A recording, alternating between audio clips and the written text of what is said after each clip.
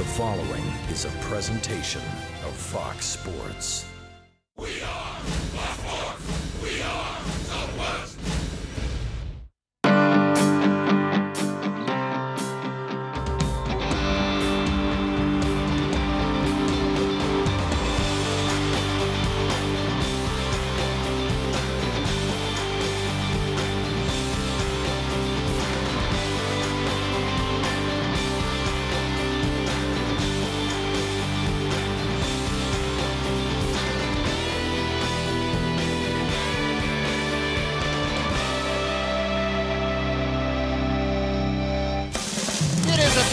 Late summer evening here at Rangers Ballpark in Arlington.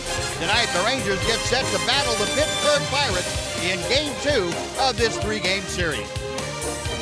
And welcome to Rangers Ballpark, along with Tom Grieve. I'm Steve Busby. Glad you could join us on this Tuesday night of Rangers baseball, and it looks to be another dandy pitching matchup for the Rangers. It'll be their best left-hander right now, and that's Martin Perez. Yeah, it's funny this time of year, Buzz. The Rangers have some solid starters, but right now, if you say you have to win a ball game, who do you want out there? You got to go with Martin Perez, I guess. He's won his last 6 starts, and in doing so, his ERA has been .276.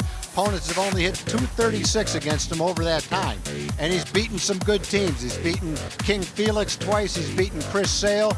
He beat Bartolo Colon and the Oakland A's in the only game the Rangers won in that 3-game series. So he's on a terrific roll right now, gaining confidence with every start. Yeah, and a pretty rarefied air, too, when you consider the people that his name is being associated with as he goes on this streak of consecutive wins. So Martin will have his hands full tonight. Pittsburgh Pirates are a good ball club. Elvis Andrus and company trying to find a way to get back into the win column as they take on the Pirates. Lineups at first pitch right after this on Fox Sports Southwest.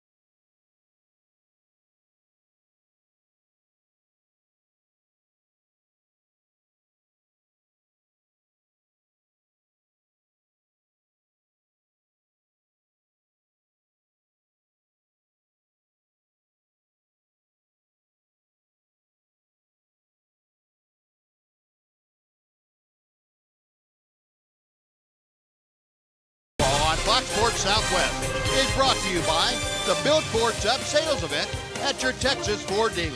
Ford is the best in Texas. By AT&T UVerse TV. Check availability at 1-800-PIC-ATT. Rethink possible. and by Progressive. Visit Progressive.com today. A great evening, a very comfortable evening here at Rangers Ballpark. Martin Perez and the Rangers have just taken the field as they get set to try and slow down this Pittsburgh team that won the ball game last night 1-0. 16th shutout that the Pirates had thrown this year. And before we get things underway, let's head down and check in with Emily Jones. Em? Well, Buzz, as you well know, 162 games is a lot of games over the course of the season. You're bound to hit some lulls as a team. This, of course, not the most opportune time for the Rangers to be going through one of those said lulls. Dropping 4 of their last 5 games, a 2-game deficit in the division, and just 19 games to play. You might think there's a bit of a sense of urgency, but don't tell that to Ron Washington. I think when you start to think in sense of urgency, now you're making yourself try to get outside of what you want to do. All we're thinking about is trying to play the best game we can tonight, and when tonight is over, prepare to do the same thing the next day. And I think when you keep it in that type of perspective, you don't put any added pressure on yourself. There's enough pressure. Ron Washington trying to keep things simple in tonight's Geico quote of the game. Buzz, back up to you and Tom. All right, Emily, thank you. Yeah, great point that Ron Washington has left his mark on the Ranger organization with that kind of philosophy. Exactly. Now the Pittsburgh Pirates batting order looks like this. Josh Harrison leads off. He's the second baseman. Jordy Mercer is the shortstop. Andrew McCutchen bats third, plays center. Marlon Bird's in right. Gabby Sanchez the start at first. Russell Martin tonight DHs and hits sixth. Pedro Alvarez is at third. Jose Tabata is in left field. And the catcher is Tony Sanchez. And on the mound, Martin Perez. And for our Progressive scouting report, we'll look at some facts. He's 9-3, 3.41 ERA in 15 starts. In 5 home starts this year, he's started on the road a lot more than he has at home. He's 2-1 with a 2.20 ERA and less than 15 pitches per inning. That's an excellent number for him, and probably a lot better than in his previous stints with the Rangers. Right now he's been very efficient, excellent command with his pitches, throwing a lot of quality strikes. And there is a quality strike to Josh Harrison from Martin Perez. Harrison leading off tonight. Did not play in last night's ball game. Saw the numbers for Harrison. 270 with 3 home runs, 13 driven in. And the next pitch is skied to right field. Alex Rios has started back momentarily, but plenty of time to get in and underneath it. And Harrison is retired. That is out number 1. Take a look at the rest of the Ranger defense behind Martin Perez tonight. Gentry in left, Martin in center. And you saw Rios in right. Baker the start at first. Kinsler and Andrews up the middle. Beltray at third. A.J. Brzezinski is catching the 22-year-old left-hander Martin Perez. Crew tonight has Jeff Kellogg behind the plate. Chad Fairchild at first. Paul Schreiber at second. Mike Malinsky is at third. Jeff Kellogg, by the way, the crew chief of this quartet. And first ball swinging. Jordy Mercer taps one foul. It is 0-1. He was definitely trying to get out in front of one. He had a 93-mile-an-hour fastball right off the end of the bat. I thought it was a changeup. The way he swung at it, he wasn't going to be late. Hits this one well to left center field. That is up the alley and at the wall. It's off the wall. Playing the carom. Leonis Martin gets it back in, and boy, Jordy Mercer is turned on that pitch. Drove it as far as he could in this ballpark and have it stay in the yard. That's the deepest part of the yard. It is a 1-out double here in the first inning. He was definitely up there looking for a fastball. He was out in front of the first one. Well, that one came down the middle of the plate, and fortunately it stayed in the ballpark.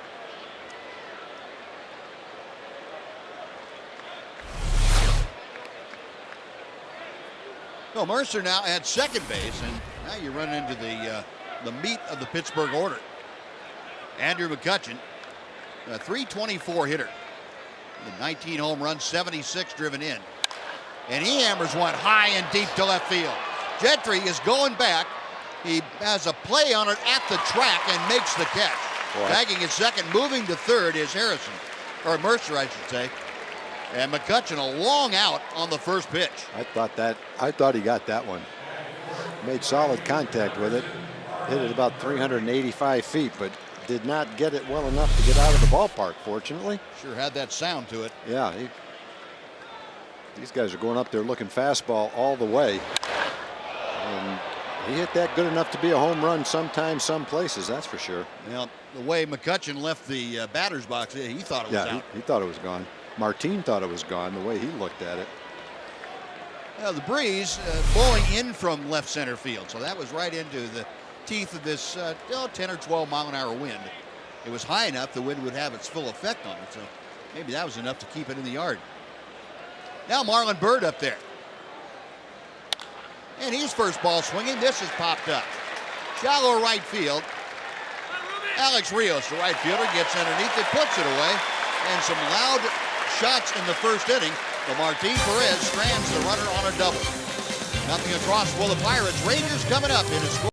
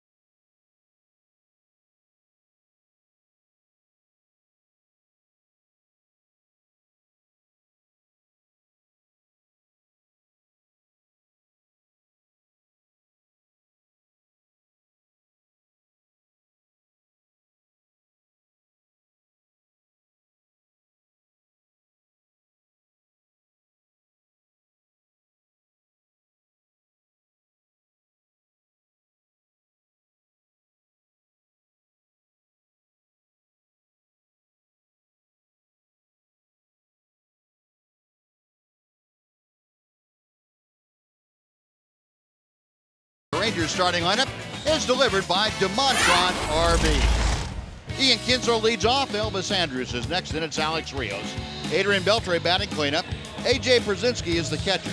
Jeff Baker, the start at first, he hits sixth. Joey Butler gets the start at DH, batting seventh. Greg Gentry in left field. Leonis Martin will bat ninth and play center. And on the mound, Francisco Liriano.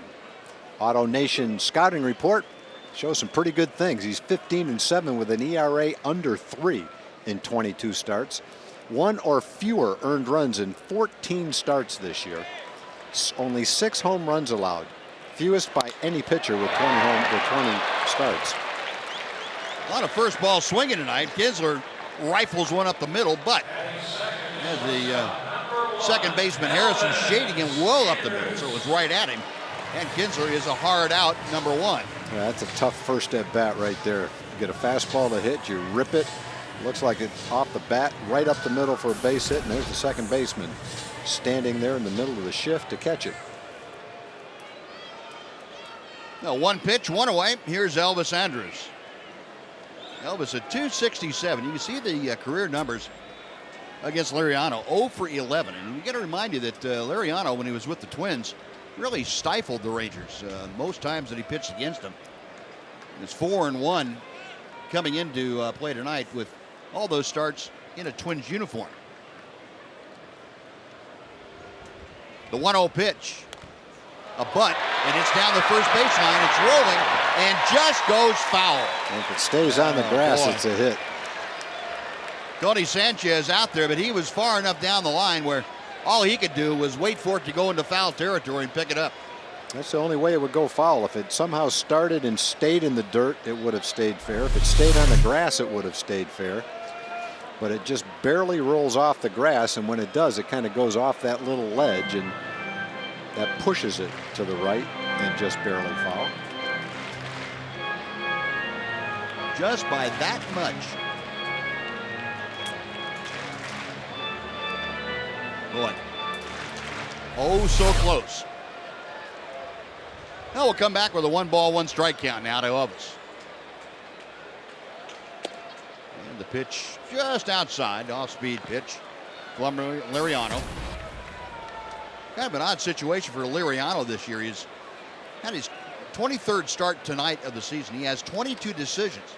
Well, he's gotten a decision every time he's gone out there. Slowly hit out to second. Harrison flips on to first, and Elvis retired. 2 gone for Alex Rios. Take a look at the Pirate defense tonight. Tabata is in left, McCutcheon in center, Bird in right, Gabby Sanchez at first, Harrison and Mercer up the middle, Pedro Alvarez at third, Tony Sanchez is catching, and Francisco Liriano, the 29-year-old left-hander from the Dominican Republic, is on the hill. Well, Liriano's had an excellent season. Got knocked around in his last start, though. Pitched 3 innings, gave up 7 hits and 7 runs at Milwaukee in a loss.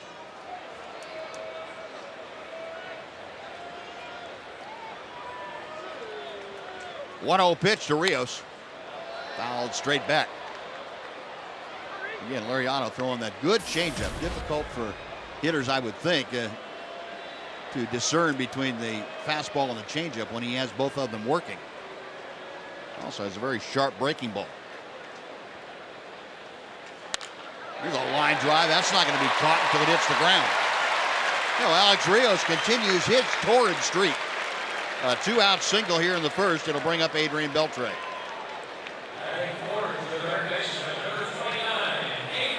Oh, Alex Rios ripping his former teammate. They played together in with the White Sox last year.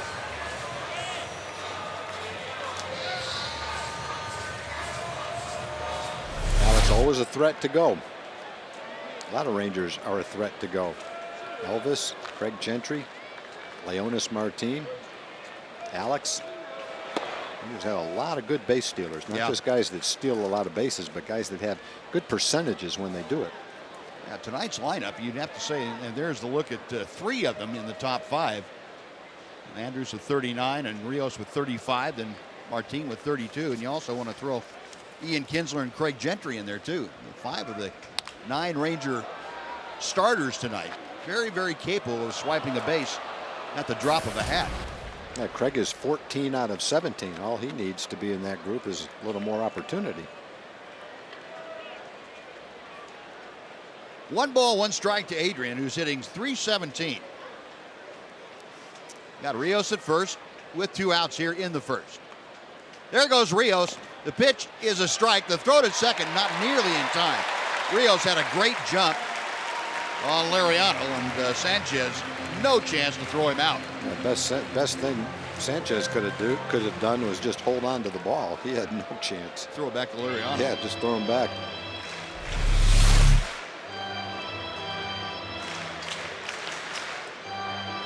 Or as I heard one catcher say, the best thing to do is throw it to third to make sure you cut him off. Can't keep going. So he can't keep going. That was about Ricky Henderson when he was running. Well, 1-2 now, the count to Adrian Beltre. Rangers the first opportunity with a runner in scoring position tonight. And Beltre lines one to right field, but Bird over into the alley and makes the catch. Boy, Adrian hit that right on the nose, but nothing to show for it. Rangers get a hit, but Strander runner will go to the second. Scoreless in Arlington. The Rangers and the Pirates.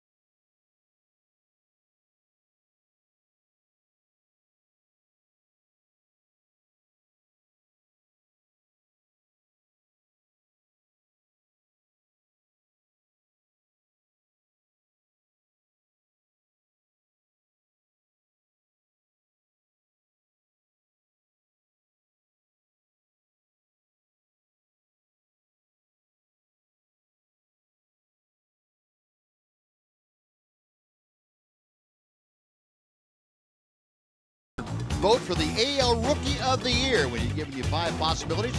Chris Archer down there in Tampa Bay, and Jose Iglesias, the shortstop now for the Tigers. We'll get to the other ones in just a minute as Gabby Sanchez takes the strike. And Will Myers, the outstanding outfielder for the Rays. How about Martin Perez? 9 wins, tied for the most by the rookies. On the left side, Dan Straley has the other 9 spot for rookie pitchers. Let's go to Twitter and hashtag FS, and then the last name of the player you select for Rookie of the Year. We'll let you know later on in the game what the opinions were. 1-1 pitch, grounded wide of third, and Beltre gobbles it up, throw to Baker, 1 gone.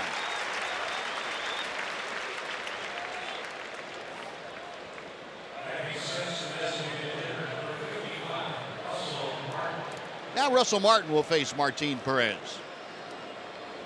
Perez gave up the 1-out double in the first inning. Well, he had a lot of guys going up there swinging before they ever got in the batter's box. They saw a fastball, whether they're on deck or in the box, they were hacking at it. And a breaking ball starts off Russell Martin. There you go. That'll prevent a lot of that. Martin at 237. And a little loop around in shallow right. That's going to drop for a base hit in front of Alex Rios. So Martin got jammed, but was strong enough to loop it over Kinsler's head and in front of Rios for the 1-out single. No, that was a good pitch. Dropped a breaking ball in there and then jammed him with a fastball. Not much you can do about that little blooper. Make the pitch you're trying to make. Got it in there. Big swing. And just dinked it over second base for a little soft single. Now Pedro Alvarez, the National League leader in home runs, steps up there. Left-handed hitter. He's dropped down a couple of spots in the batting order tonight with Martin Perez, the southpaw, facing the Pirates. Rip and a miss at the breaking ball. He's looking for a fastball to hit on the first pitch, too. Glad he didn't throw him one. Alvarez had the game-winning hit last night, that 6th-inning double that followed up Marlon Byrd's double. The only blemish on the record of Yu Darvish last night. And that was enough as the Pirates made that 1 run stand up. A ball and a strike to Alvarez. There's Yu, and apparently no ill effects from the cramp that he suffered last night.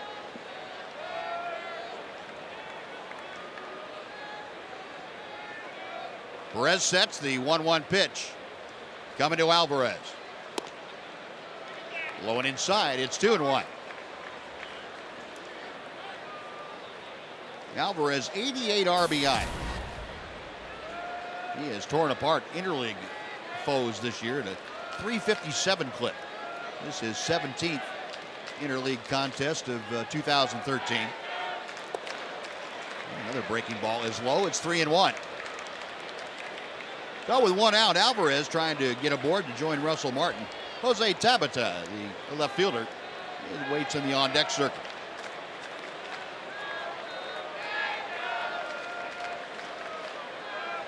Perez goes to first and drives Martin back.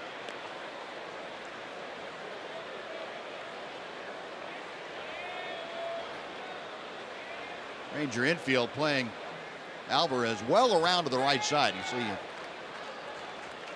Elvis Andrus on the first base side of second and pretty deep behind the bag. 3-1 pitch. Now 3-2. Well, that was a terrific fastball. Fastball count, you know he's looking for it.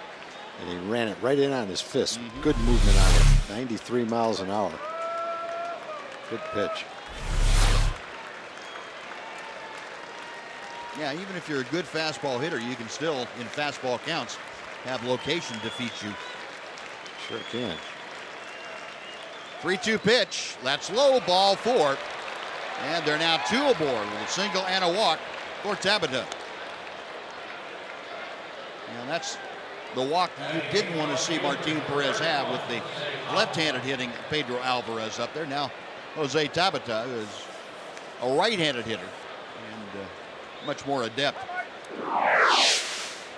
And again, quickly, the AT&T Twitter poll. The vote that you would suggest for Rookie of the Year. You have Archer and Iglesias, Myers, Perez, Martin Perez, and Dan Straley. Hashtag FS, last name of the player. Archer, Iglesias, Myers, Perez, or Straley. And we will get all that information off of Twitter and tabulate the results, get them back to you later on tonight. Fastball tails outside to Tabata. It's 1 ball and no strikes. 275 the average. Tabata 4 home runs, 25 driven in.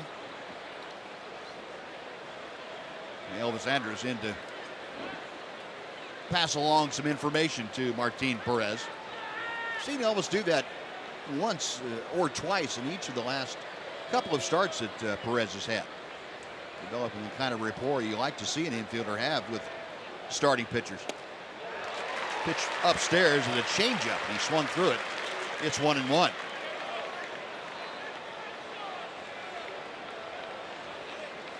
Maybe that's what Elvis told him. Throw him a high changeup, about shoulder high, and he'll swing at it. He was right. Yeah. If that's what Glad he told didn't hit it. Tabata hitting out of that open stance as Brzezinski throws out the signs. Pickoff play at second. Oh, Kinsler. Great reactions by Ian. He had to dive across the body of Russell Martin just to get a glove tip on that ball. It prevented it from going into center field and possibly from advancing Martin 90 feet. The best pickoff play at second is to throw it into center field. Let the guy go to third and just have Martin throw him out at third. There you go. Just deke him into going. Yeah. Hadn't thought of that. Planned play. 1-1 pitch. Could be a double play ball to Kinsler. Andrews back to Baker. 4-6-3. That was what Elvis told him to do, and he got it done on that pitch.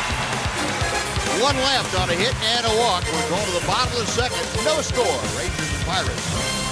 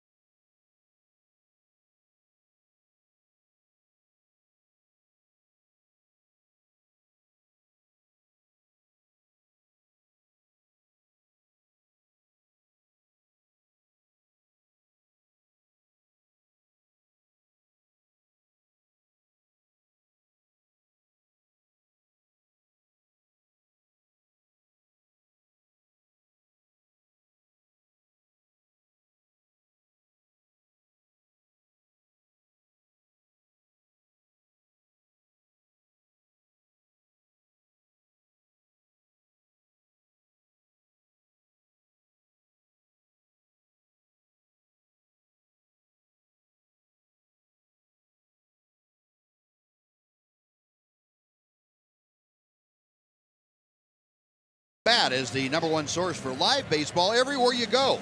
It's available for iPhone, iPad, Android, and BlackBerry 10. At Bat delivers Rangers baseball with live audio, pitch tracking, stats, news, highlights, and a whole lot more. Just text at Bat to 31826 or visit TexasRangers.com for details. Now that is a bowl of ice cream. I think it's a taco salad. Is that a salad? Yeah, I think it's a salad. I I asked the same thing. I said, that's the biggest sundae I've ever seen. Usually you get those little baby helmets. That's a regular size helmet right there. Yeah, there it is. Nachos. Emily Jones was the one that straightened us out on that.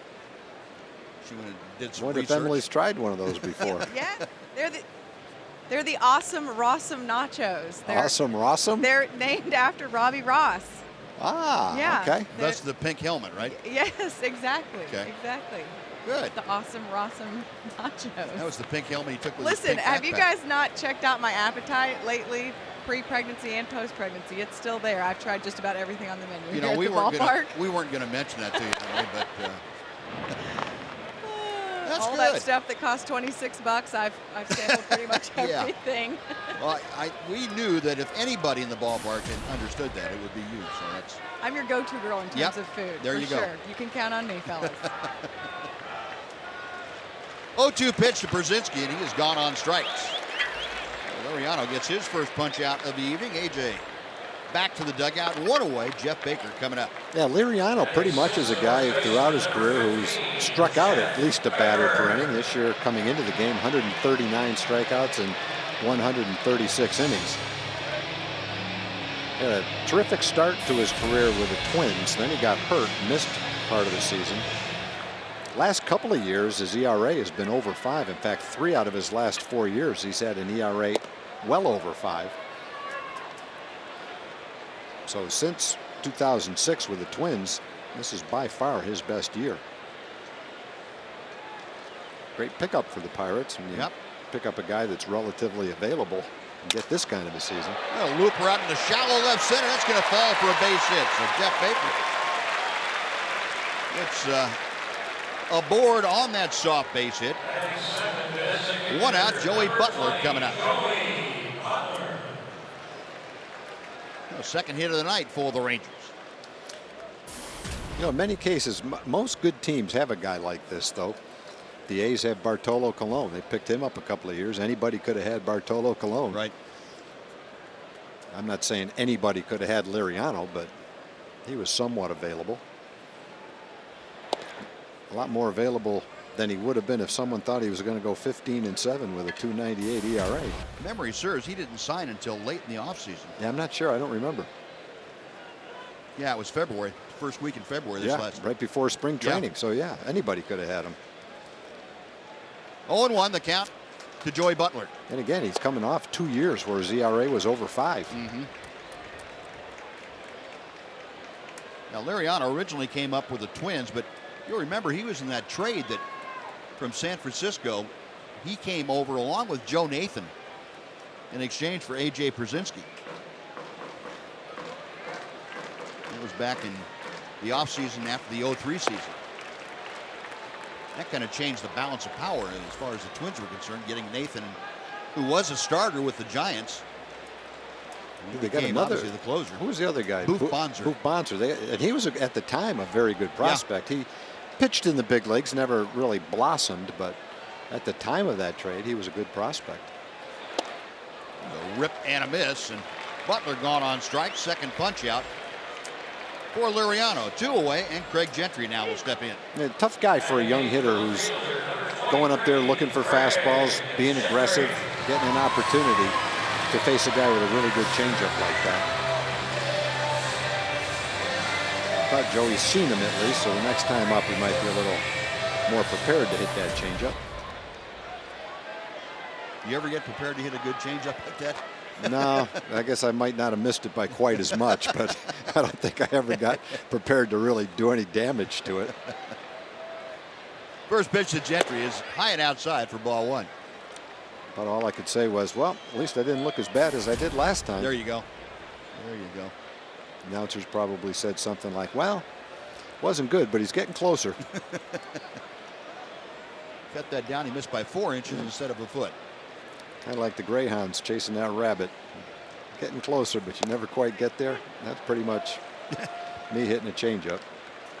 I always thought that a pitcher with a good fastball with good command and a really good changeup was the hardest pitcher for me to hit. I would think so. If you like to hit a good fastball, and you can hit a good fastball, yeah, I would think that would be tough. 1-1 to Gentry. Drops a butt down, and it's a good one. Stepping up is Sanchez. The throw is late. Gentry able to leg that out. That is as well as that can be played by a catcher. I'll say. Tony Sanchez got on that ball very quickly, made a strong, accurate throw, and still didn't get him by Oh, almost a full step. Yeah, and I'm not sure that he would have fielded that if he knew how fast Gentry was. I think he fielded it. Looked like it was going to go foul. I think he fielded it because he knows how well he can make that play. And generally, he's going to throw the guy out. He just had Craig Gentry running. He's probably a little bit surprised that he could make the play like that and not get the guy at first base. But that ball was definitely going to go foul. Yeah, you're right. And I would say probably maybe anybody else except Martin, and he would have been out. So 2 on now with 2 outs, and here he is, Leonys Martin, and he rips through the off-speed pitch. It is 0-1. Leonys at 266. See the numbers there with 37 RBI. He's got Baker at second base and Gentry at first with 2 outs.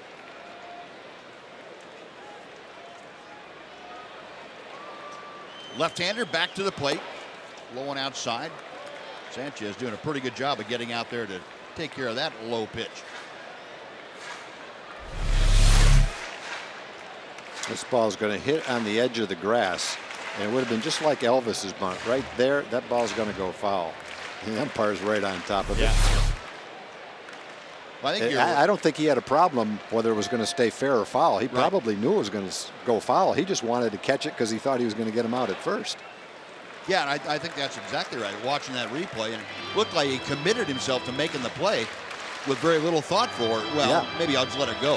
Yeah. There was no indecision in that play. And he probably knew that Craig could run well, but I think when he fired that ball to first, he was a little bit surprised that Craig beat it out. And judging, also watching him make that play, I don't blame him for feeling that way. He looked like a shortstop making that play. Looked like Pudge.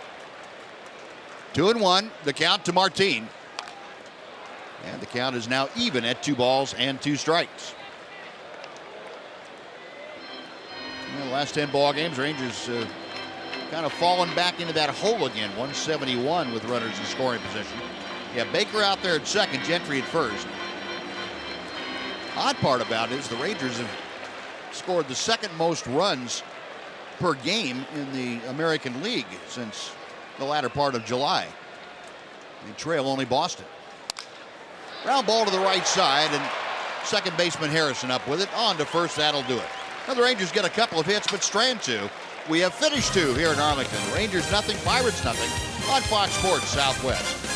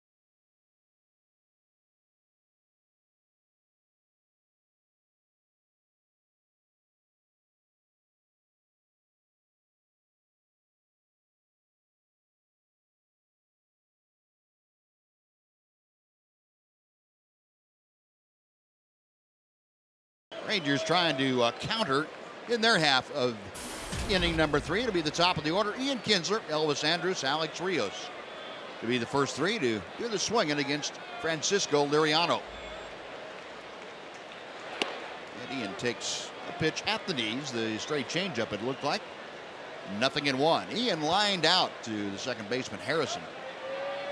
First pitch he saw from Liriano, he had a bullet right back up the middle, but Harrison was shading him that way and caught the ball almost behind the bag. Another changeup, 0-2 now the count. A couple of birthdays to mention. Flora Bronner is 91 years old today. Nadine Berry from Henderson, Texas is 94 years old today. Happy birthday, Flora. Happy birthday, Nadine. 0-2, and he is gone. 3-pitch strikeout, number 3 for Liriano tonight. And Elvis Andrus coming up, and let's welcome in Jim Knox. Jim? I appreciate it, Buzz. Big happenings before the game this evening. Texas Rangers Baseball Foundation down on the field presented grants of over $80,000 to baseball and softball organizations in the Rangers territory. To find out more about this and the grants and all the good things going on with the Texas Rangers Baseball Foundation, log on to texasrangers.com/grant. Buzz? All right, Jim, thank you.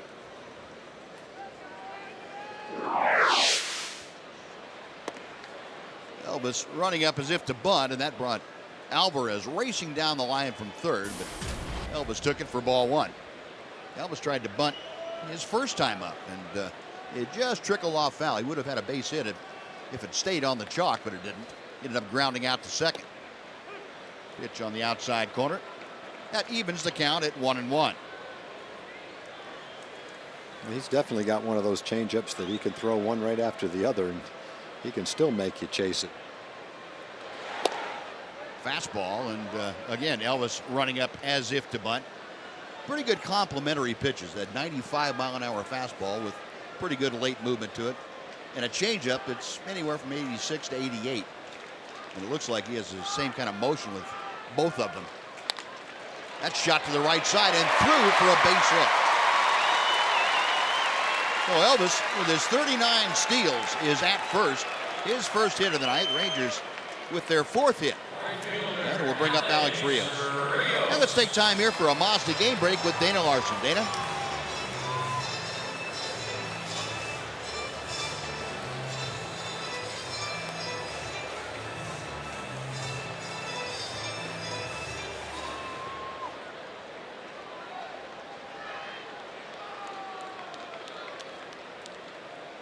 All right, Dana, thank you. Elvis at first, 1 out. Alex Rios, who singled his first time, is at the plate, and they've got Elvis picked off. Sanchez to Mercer. Now back to Liriano, who's going to chase Elvis down and catch him. Well, Elvis caught right in the middle of his jump.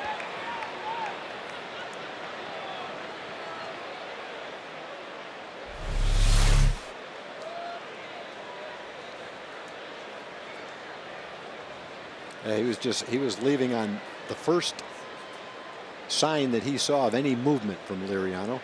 Unfortunately, that movement was to first base. Now the caught stealing erases Elvis. Now 2 gone. And Alex Rios will be up there with the bases empty. Pitch low and inside for ball 1. Elvis now 7 caught stealings this year, and he taking that glove off rather gingerly, that right wrist. See if he can fastball low and outside. Looks like his right thumb. He's trying to coax back into feeling. Fastball strike. It's 2-1 to Rios.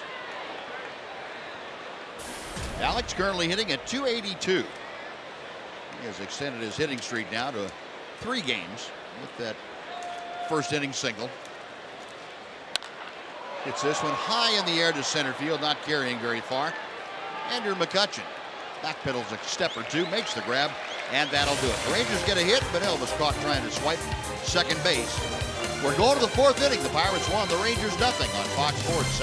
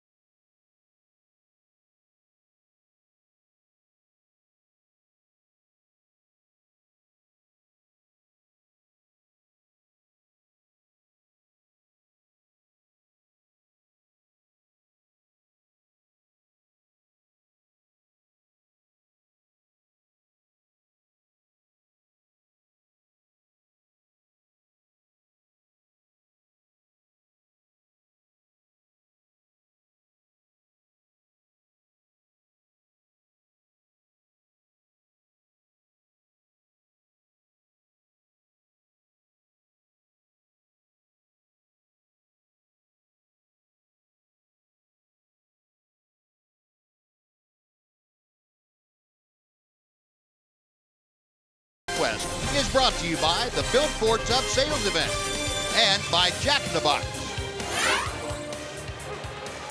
Now the fourth inning begins with Russell Martin, the designated hitter, taking strike one from Martin Perez.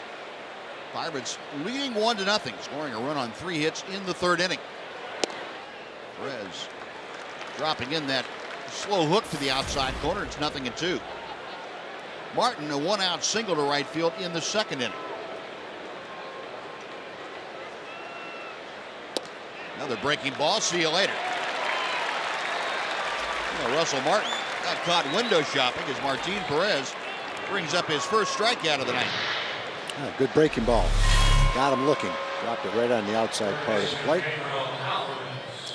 One wedding anniversary today. Keith and Wanell Mikesworth from Midland. 62nd wedding anniversary today. Congratulations to Keith and Wanell Mikesworth from Midland, Texas. Now Pedro Alvarez will swing at the first pitch and chop it foul. It's 0-1. Alvarez walked in the second inning. That preceded the ground ball double play off the bat of Tabata. Perez with the 0-1. And the count is even.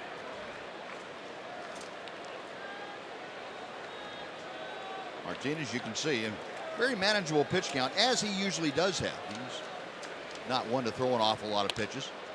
It's fouled away to the left by Alvarez, and the count moves to 1-2. Take a look at the Ford leaderboard tonight, and we'll tell you the rookie starters ERA in Rangers history. You go back to Steve Comer in 1978, the lowest at 3.12. A swing and a miss by Alvarez. Martin Perez back-to-back strikeout. Jim Bibby in 73 had a 3.32. And Martin Perez down there just following Kevin Brown. 3.41 coming into tonight for Martin Perez. And the second strikeout with a good curveball. Big swing by Alvarez, but a well-located curveball by Martin. Second strikeout. Yeah, one of the reasons that Martin has been able to pitch deep into ball games is what you're talking about, Buzz. The fact that he throws a lot of strikes and is very efficient with his pitch count. And in his last 7 starts, he's averaged 7 innings per start. That's pretty good for a rookie pitcher nowadays. Sure is. Pretty good for any kind of pitcher nowadays. Nowadays it is, for sure. Tabata, as we mentioned, grounded into that double play first time. And he hits a line drive. Up the ladder goes Kinsler, and he comes down with a baseball. Well-timed leap by Ian, and that will do it. A pair of strikeouts and a very good defensive play by Kinsler. 3 up, 3 down. 1-0 Pirates.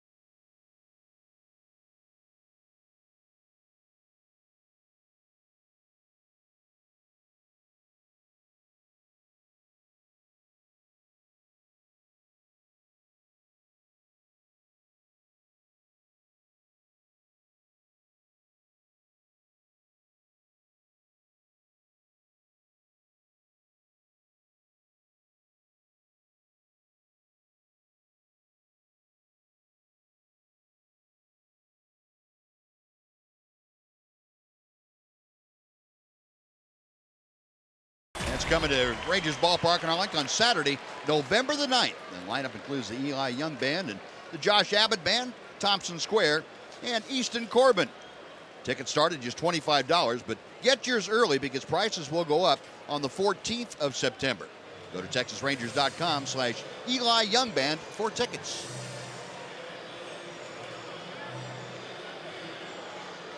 Well, the Pirates leading 1-0. Rangers coming to bat here in the bottom of the 4th inning. They'll have the middle third of the order to face Francisco Liriano, Adrian Beltre, A.J. Pierzynski, and Jeff Baker. Beltre lined out sharply to the right fielder, Marlon Byrd, in the first inning. He had a 1-for-4 night in last night's game, but Adrian, by his own admission, struggling lately, and those numbers would tell you exactly that. Very un-Beltre-like. Next pitch, a little bit low. It's 2-0. If you had to look at one thing that Liriano has done a lot better this year than the last 2 years, and that's throw strikes. Last 2 years, he's averaged 5 walks per 9 innings. This year, it's significantly less than that. It's a little more than 3 walks per 9 innings, but much better than 5. So a lot fewer base runners. Beltre chops one foul, and it's 2-1.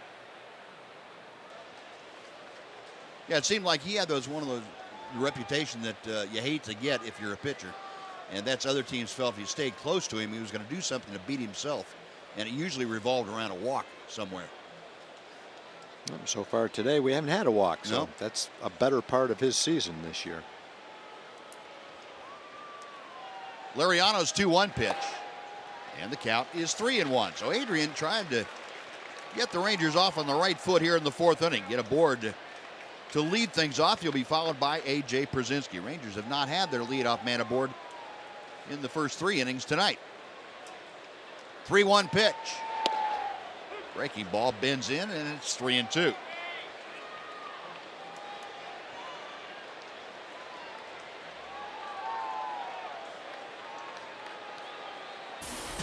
Adrian, a little preparation as he steps back in. Payoff pitch coming to him. Inside, ball 4, and Beltre draws that leadoff walk. There you go. Well, he definitely didn't want to throw him a fastball, 3-1 or 3-2. And Adrian was patient, took the walk. Well, the first pass issued tonight by Liriano. Now he'll face A.J. Pierzynski.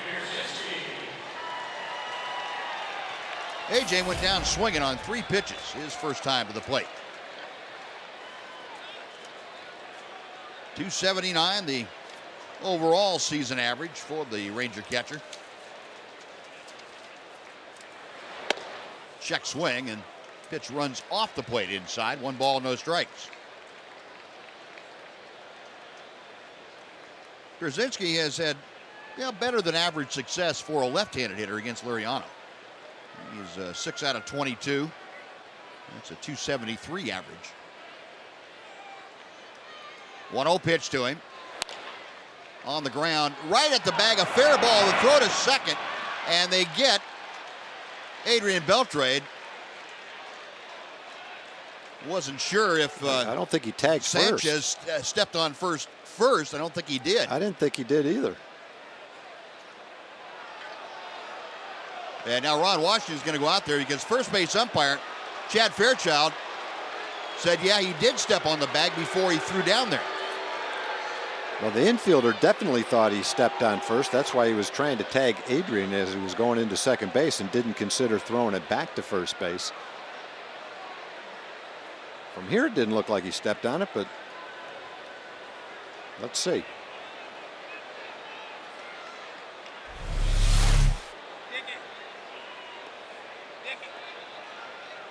Touched it with his glove. Okay. Yes, he did. Never with his feet, but with his glove. And the tag applied there to Beltre. So that'll be the double play the hard way. And the conversation's still going on. Well, once he tagged first, he has to tag Adrian. Right. And it looked like Adrian, if he slid toward the outfield. Well, now from that angle, it didn't look like he hit the bag. Let's take another look then. His foot's not there. He didn't. Does he kick the base right here? Yes, he kicked the base with his foot. Kick the base. There we go. At first, it looked like his glove. It wasn't the glove. It wasn't his foot the first time, but it was the foot the second time. Okay. Well, I have to give Chad Fairchild credit. Yep. If that's what he saw, he's got better eyes than we do watching the replay 3 times. We had to get just the right angle. We are not being recruited to be umpires. No. No. And you know, occasionally we'll find one where the umpire missed it, but we show a lot of them, and 90% of the time, at least, the umpire's right. And he had that one right too. He sure did. So the leadoff walk is down the drain, and the double play took care of Beltre and Pierzynski. Jeff Baker at the plate. Base hit to left center, his first time up. The 0-1. 1 ball, 1 strike.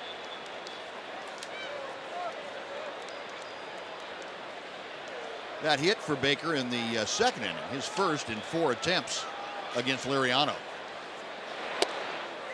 Outside corner, 1 ball and 2 strikes. Well, Sanchez at first base obviously was aware that he had to touch the base, or that he had a better chance of turning the double play if he touched the base. So I guess he knew he didn't touch it with his glove. He knew he didn't have his foot on the first time, so he kicked it right at the end. And Jeff Baker caught looking at a 3rd strike, and that'll do it for the Rangers. The leadoff walk is taken care of, and 3 up, 3 down is the result. On to the 5th we go. 1-0 Pirates on Fox Sports Southwest.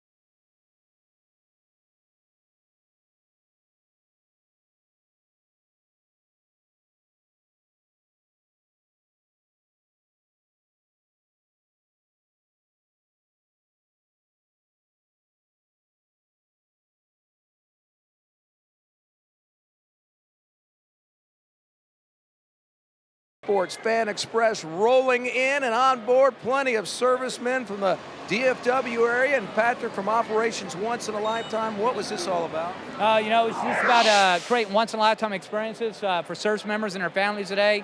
Not only did the service members get to come out, but they got to bring their family, their kids, their wives, their husbands, things like that. And, we're really blessed today. We actually have TV actors who are actually raising money to do a film about PTSD called ThunderRoadFilm.com, and they're in the DFW area, and they got to hang out with the guys today and learn a lot about what these guys go through on an everyday basis, and got to experience a once-in-a-lifetime experience all at the same time. There we go. You guys having a good time then, huh? All right. Keep up the great work. Good to have you out here. Way to go, guys. Appreciate it, Buzz.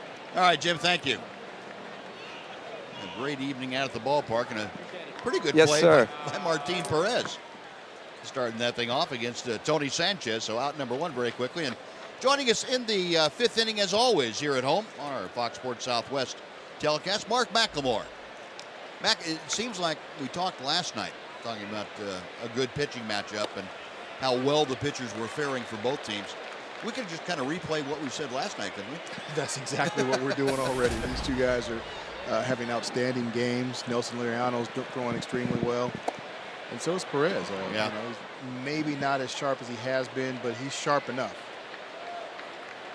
Yeah, we had Nolan on the third inning, and his comment was his stuff may not have as good a command as he has the last couple times, but he said it's still pretty good. Yeah, it is. I mean, for a young man. Yeah, he's still hitting his spots most of the time, not being as aggressive in the strike zone as he has in the past, in his past outings, but he's around the plate enough to make these guys swing the bat and put it in play. 2-1 pitch. Chopper to third. One nice convenient hop to Beltre. 2 gone.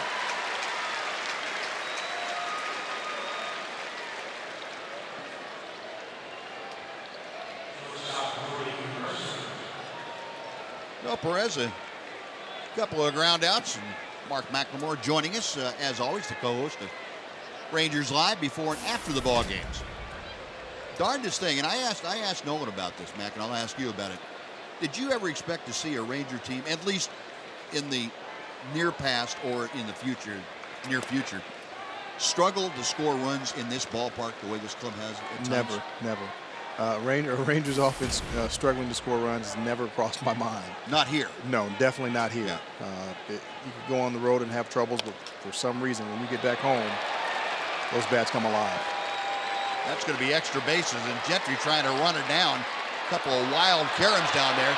Now going for third, Mercer, and the throw is cut off. Well, Mercer 3 for 3. And that's probably going to be a double and an error, I would guess. Gentry just had all kinds of difficulties out there with the double or triple carom coming off that padding. Well, he kind of hugged the wall. He couldn't tell where it was going to carry him and what the angle was going to be.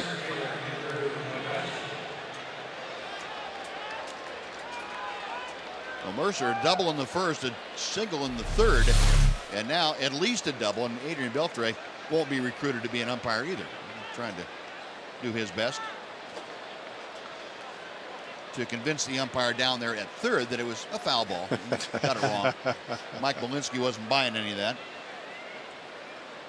That is going to be a double, and the error charged to Craig Gentry. So 2 errors tonight for the Rangers. Man at third with 2 outs. That'll be up to Martin Perez to deal with Andrew McCutchen. McCutchen is 1 for 2 tonight. Infield RBI single last time up.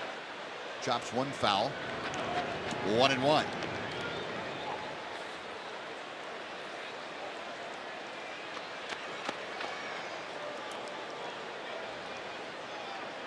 Andrew McCutchen, a .324 hitter.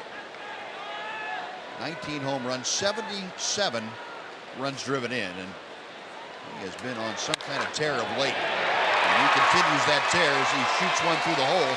That will score Jordy Mercer from third base, and the Pirates, on McCutchen's second RBI of the night, take a 2-0 lead.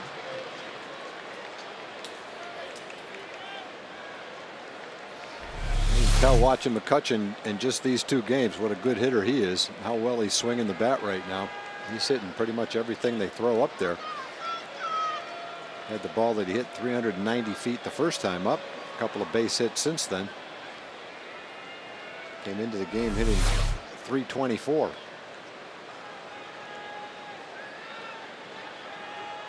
So 2 runs on 7 hits now as Martin Perez leaves a little calling card at first for Andrew McCutchen. Marlon Byrd has flied to right and popped to second. 0 for 2 tonight. 287 the average overall for Byrd, and most of his work this year had been with the Mets. Pirates got him at the end of August. He and John Buck, the catcher, came over from the Mets.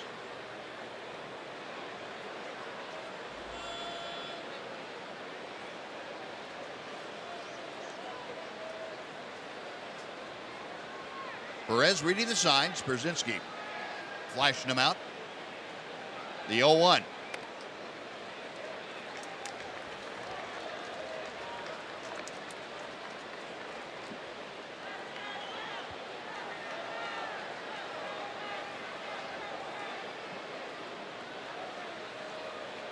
Martin trying to battle through. It has been a struggle for the young man in this ball game. Trying to find a way to close down this inning. Misses inside. It's 2-1 now to Byrd.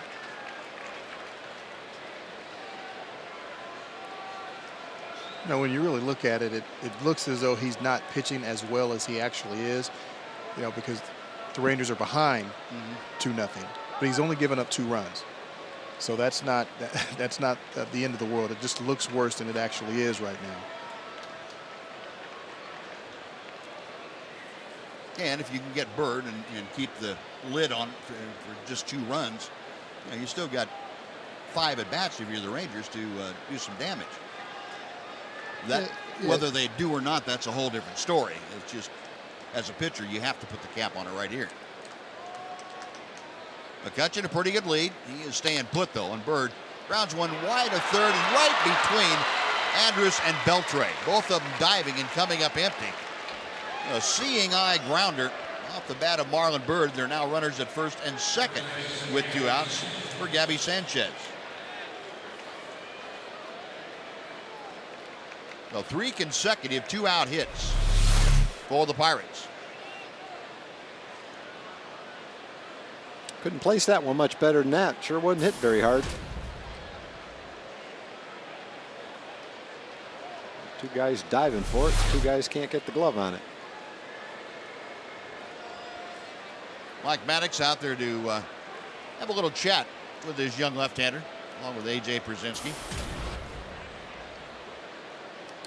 I think this is an area, too, where Martin Perez has really come along. The ability to, as he puts it, slow things down for himself and gather his thoughts, worry about executing the next pitch, and really nothing else. Yeah, that's been a big part of his success, being able to slow things down and not let them start snowballing and going so fast that he can't really get a handle on it. And I know that's what Mike went out to really try to do and remind him of. Hey, slow everything down, control your breathing, and just go and get this one out. Sanchez, a ground ball and a fly ball out tonight. Takes that big, slow breaking ball in for strike 1. Pretty good indication by executing that pitch that he did slow things down appropriately, being able to have the touch to drop that curveball in. McCutchen the lead from second. He is trailed by Marlon Byrd at first. 0-1 pitch. Base hit to left field. Gentry charging. McCutchen coming around. The throw is off target. And scoring with a slide is McCutchen. Down to third goes Byrd. And the Pirates take a 3-0 lead. Well, that was a hard hit ball. It looked like the kind of play that if Craig made an accurate throw, he had a pretty good chance to get McCutchen, as well as McCutchen runs. He had the ball before McCutchen really ever got to third base, right as he was touching third base. And the throw was a strong throw. It was just 6 or 7 feet up the first base line, but this throw's right on the money at home plate. It's an easy out at home plate. Just in a throw that wasn't very accurate. And Martin Perez thinking about what had happened instead of what he was supposed to do. He was not backing up. If that ball had gotten by, it would have allowed Marlon Byrd to score. That If you're a pitcher, you've got to be all the way back to the backstop. Martin Perez became a spectator on that play. Now, first pitch to Russell Martin is low and outside for ball one. And Martin Perez has got to be all the way over by the Ranger dugout, right behind Pierzynski. There's no way he should be there, and that's just being upset about the hit you just gave up instead of doing what your job requires. That pitch in the dirt, and that's going to allow Bird to score as it bounces away from Pierzynski.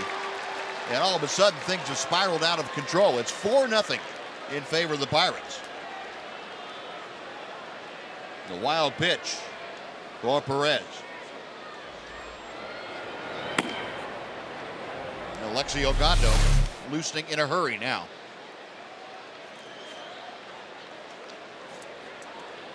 Like that ball here right on top of home plate. Skidded right past AJ. Yep. He didn't really have much of a chance. 2-0 pitch, extremely high. 3 balls and no strikes. Martin, a single and a strikeout.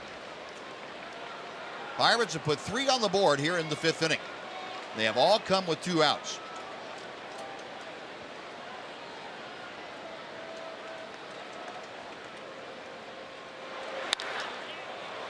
Three and 0, a green light and a fly ball to right. That is going to do it as Alex Rios handles it. But the Pirates have some 2-out thunder for Martin Perez. 3 runs on 4 hits and 1 left. Bottom of the 5th coming up. 4-0 Pittsburgh.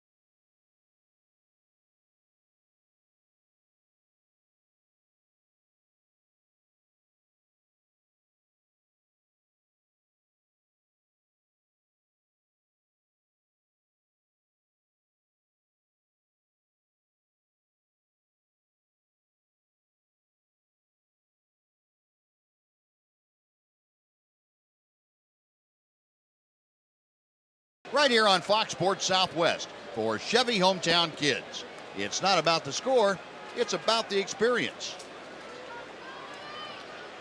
You know, the Rangers need to do something about the score here in the bottom of the 5th inning, the bottom third of the order. Joey Butler starting off against Francisco Liriano, and he takes outside for ball 1. Butler, Gentry, and Martin, first 3 Rangers up. The Rangers now have gone 16 innings without scoring a run.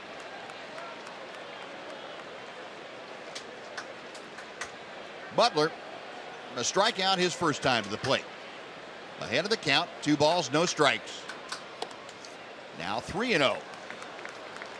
So Joey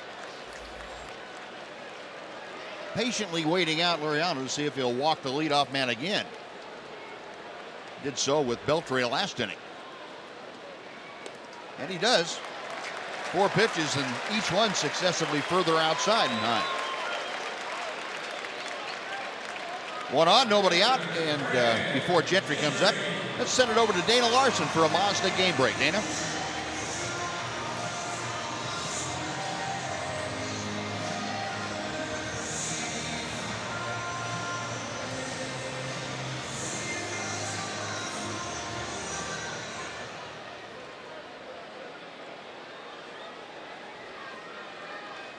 All right, Dana, thank you. 49 home runs for Dave. Wow. Quite a year. 1 on, nobody out. Here is Gentry, who takes the pitch outside for ball 1. Craig had a bunt base hit back in the 2nd inning. He's got Alvarez, the third baseman, playing even with the bag, but that still gives him a lot of room to work with. He wanted to drop down another bunt. He shows bunt, pulls it back.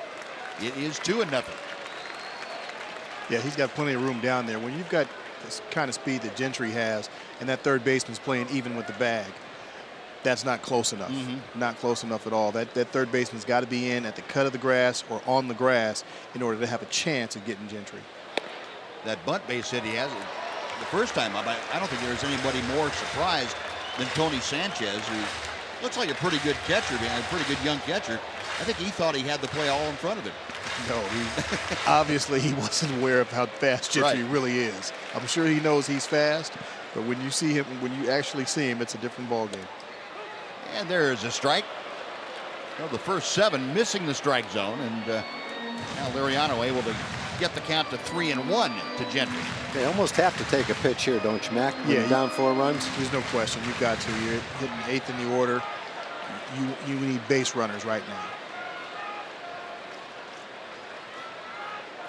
Liriano ready to work. 3-1 pitch. Fastball, and Gentry, I think, had designs on butting that had it been a good strike. But he knew where Alvarez was. Alvarez went way in back of the bag. Well, the count is now full. And Gentry, the number 8 hitter, trying to get aboard also. And Leonis Martin, the center fielder, waiting to be next. Liriano sets. Butler the way from first. He's staying put. And the pitch fouled away. Mac, did you happen to see the reports of the argument that Buck Showalter got in today with Joe Girardi about stealing signs? I saw a little bit of it. Yeah, I was kind of amazed at what I heard. You know, I'm sure that goes on from time to time. It just seems like a simple thing to stop by just change your signs. Isn't that all you have to do? That's what you would think it's an easy thing to do, but I guess they made a big deal of it because I guess Girardi was saying something to his third base coach, and I think they got into it a little bit. But as far as stealing signs, that's what you're supposed to do. You're supposed to try and steal the other team's signs. Yeah. No, you don't want to get caught, but that's what you try to do. And if you can do it, great. I did it for years. That's the way I look at it. It's gamesmanship. It's part of the game. You need to give your signs in a way that the other team can't decipher them. Exactly. And if they can, more power to them. There you go. I mean, if you're going to give signs like this, what's the other team supposed to do? Just cover up. Okay, we're not looking. Yeah. No. That's right. It's fun trying to steal signs. I mean, yes, you don't want to get caught by the other team because one of your teammates is probably going to get hit, or you probably will. Yeah. But, that's just the gamesmanship. But sure, I'm sure Buck Showalter's got some guys over there that try to do the same thing. And if they don't, then they're not trying to do everything they can to win. That's right. That's their problem. Exactly. I was playing in a AAA game one time toward the end of my career. Mike Scioscia was the catcher for the Dodgers, and we had this young kid on second base named Mike Bucci, and he was getting Scioscia's signs, and he wanted to relay the signs to me, and so he was standing at second base making his arm signal like it's curveball. He's out there going like this, and I said to Scioscia, "Hey, look, I see that, but I'm not trying to get the signs. I was afraid I was going to get one right up there." Wow.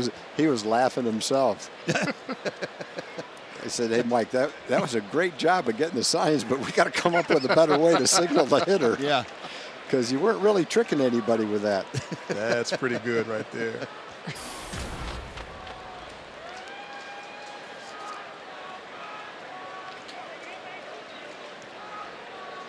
That's half the battle. Half the battle is getting them. The other half is being able to relay them. Mm-hmm. And you'd be amazed that there are a lot of guys that don't like to get them. Martin will be tagged out, and on the play, Butler goes to second. He's there with 2 outs now for Ian Kinsler. We were getting the Yankee signs one time way back when at the old stadium when Thurman Munson was catching for the Yankees, and Billy Martin was our manager, and he was verbally signaling to the hitter what kind of pitch is coming, and this is in the first inning. And Thurman Munson walked over to the bench, and he said, "I don't know what I'm doing to give the signs away, but if you keep doing it, someone's going to get hurt." And they just went back to catch, and Billy just started laughing. Yeah. Oh, that's great. But I get there is an art. There's an art to getting the signs, but just as big an art, maybe a bigger art in relaying them to the people that you want to have them, right? There's no question about it. That's the big problem, being able to relay it and not be suspicious about it. And when we're talking about stealing signs, a simple way of looking at it is if you're at second base, you can see the catcher's signs. And so if you can figure out whether he's calling a fastball or a curveball, then you try to let the hitter know what the pitch is going to be. And it obviously makes it much easier for the hitter to hit the ball. So you may be able to pick up the catcher's signs. We can do it here. I don't know what the signs are, but if you figure out what the signs are, but then you've got to let the hitter know. And that's when the other team can get an idea of whether you're relaying the signs to the hitter or not. I guess there's all kinds of different ways of doing it, Mac. I don't want you to give away any of your secrets, but oh, I can give mine away. You're now. never going to be at second base again. I'm fine now. You know, relievers were easier because they like to come in and they don't like to think very much. So it's first, second, last, or first sign after the last pitch, and that's how they just went with it. Yeah. Starters, they could get a little bit trickier, and so they had some ways. And Jamie Moyer was probably the trickiest guy. I just said, hey, I don't even want to know. I'm not even going to try and figure yours out. And he was just, off the charts with his stuff. I'm like, if you've got to do all of that, you should probably just retire, Jamie. Really? With Moyer, you could tell him what's coming with Moyer, and still, for most guys, it wouldn't do that much good. Wow. He was something. That was so that was a lot. If you're at second base and you're going to relay the sign to the hitter, what might be a way that you would do it? Sometimes I would use my head. Sometimes I would use my hands. Sometimes I would use my feet.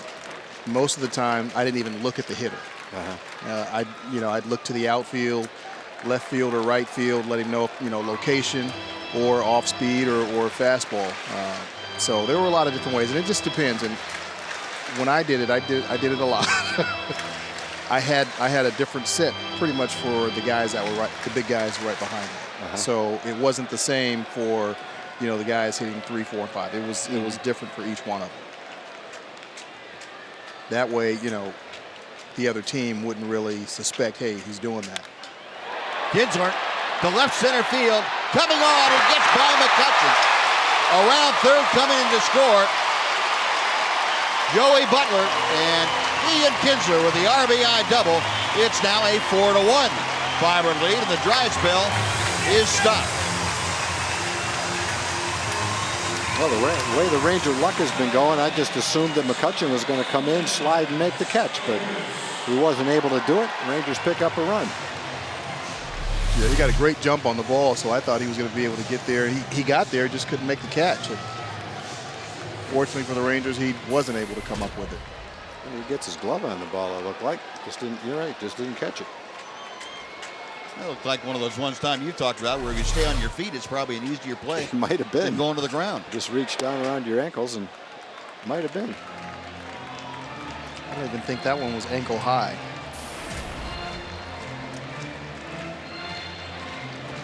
Joe Kinsler with his 59th RBI of the year. Now Elvis trying to pick him up. Elvis 1 for 2 tonight. A ground out and a single. Outside corner. 1 ball and 1 strike.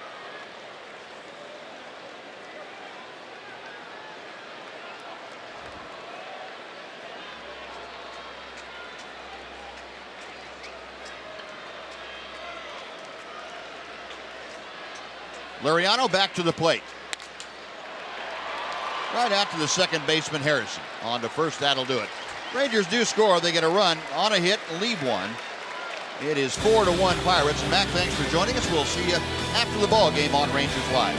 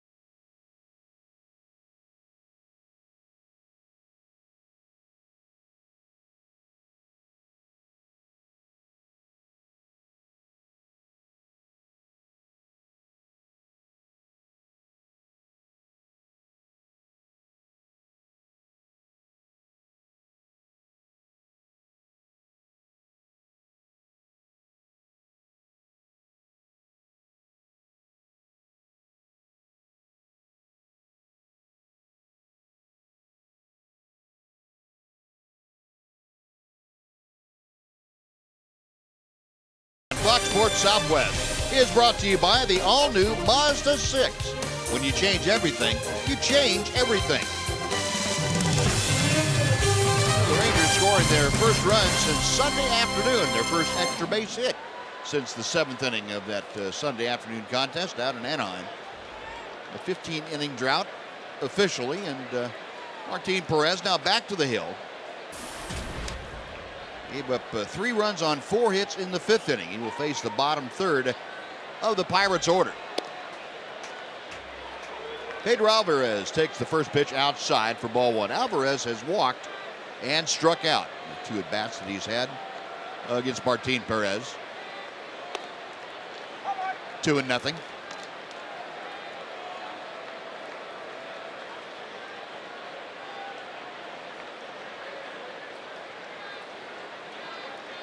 Perez to the wind and fires a knee-high strike.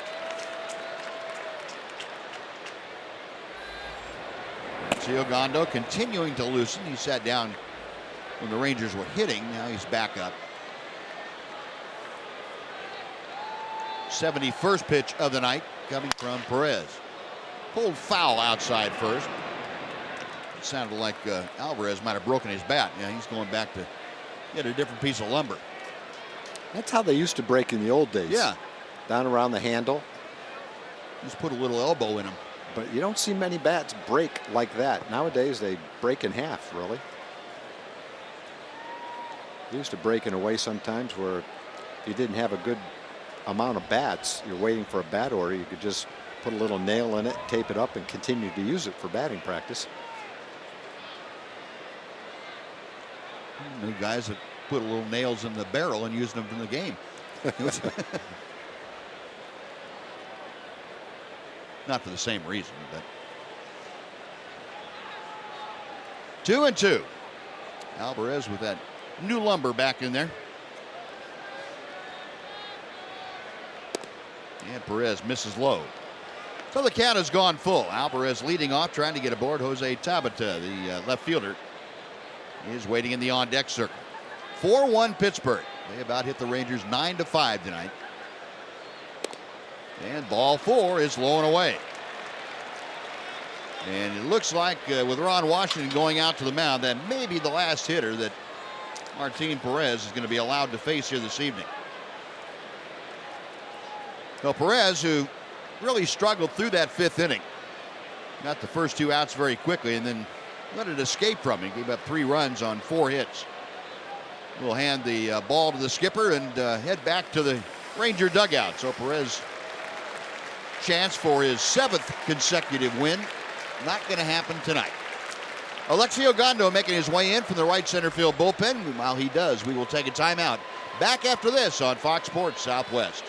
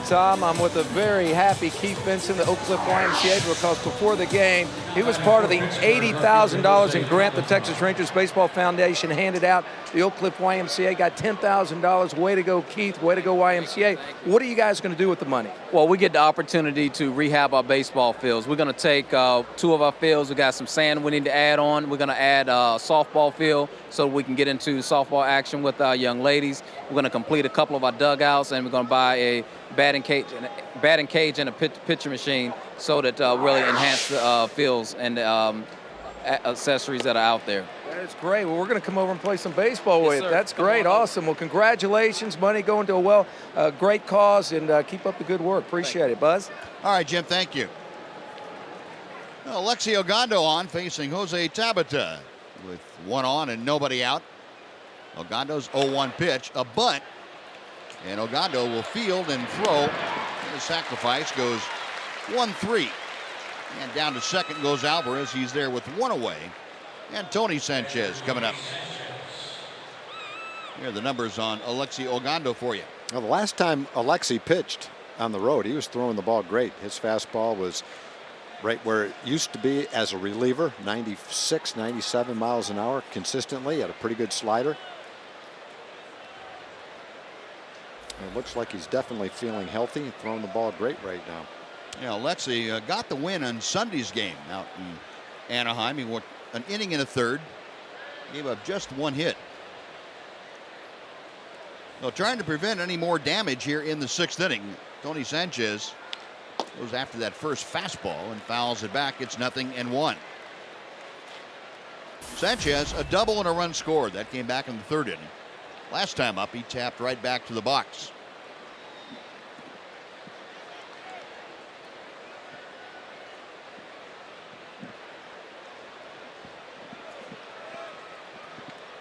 Ogando, a long look in, now has the sign he wants. And the 0-1 pitch is on the way.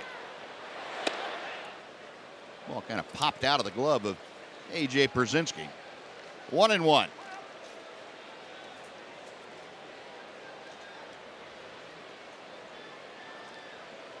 Sanchez, a .239 hitter. Handling the catching chores tonight. He's now gone 5 for 11 in his last several ball games, last 5 ball games. He waved that Ogando slider. It's 1-2.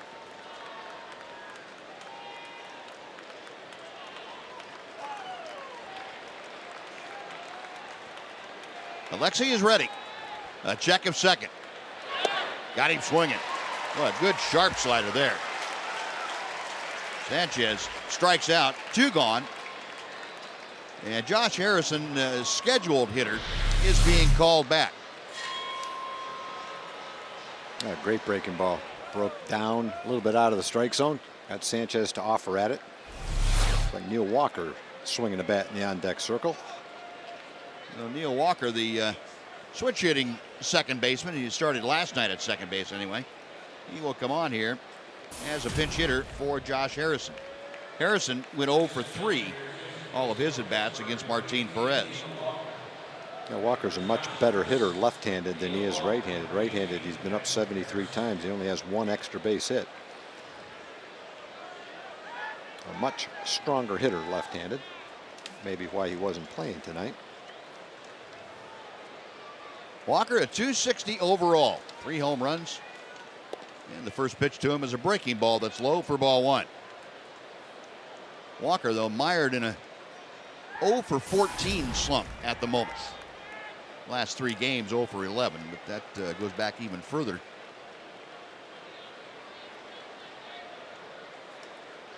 Ogando, a check of second. And Walker lifts one in the air to pretty deep left field. Going back into the corner is Gentry. He stops right on the line and makes the catch for the final out. So, a little hesitation and breathing for some Ranger fans. 1 left for the Pirates. We're going to the bottom of the 6th, 4-1 Buccos.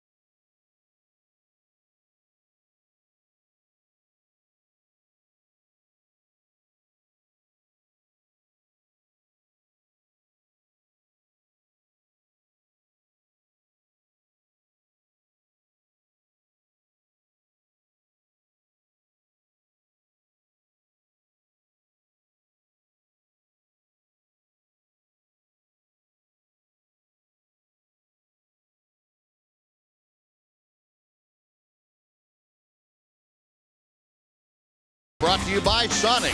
Tonight's jackpot is worth $1,500 and dinner for two at Sonic Drive-In.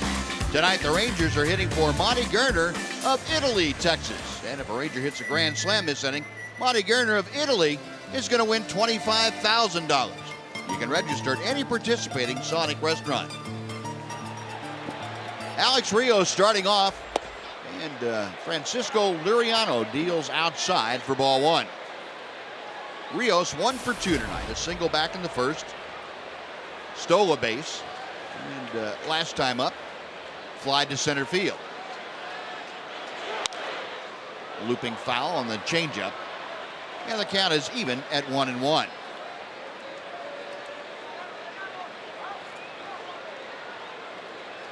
Well, Rios currently batting at .282. Neil Walker stays in the ballgame and takes over at second base. And a line drive to center, but that is right at Andrew McCutchen. One gone. Boy, Alex really swinging the bat well. And McCutchen had him played perfectly, and now it'll be up to Adrian Beltre with one out. Adrian walked his last time up.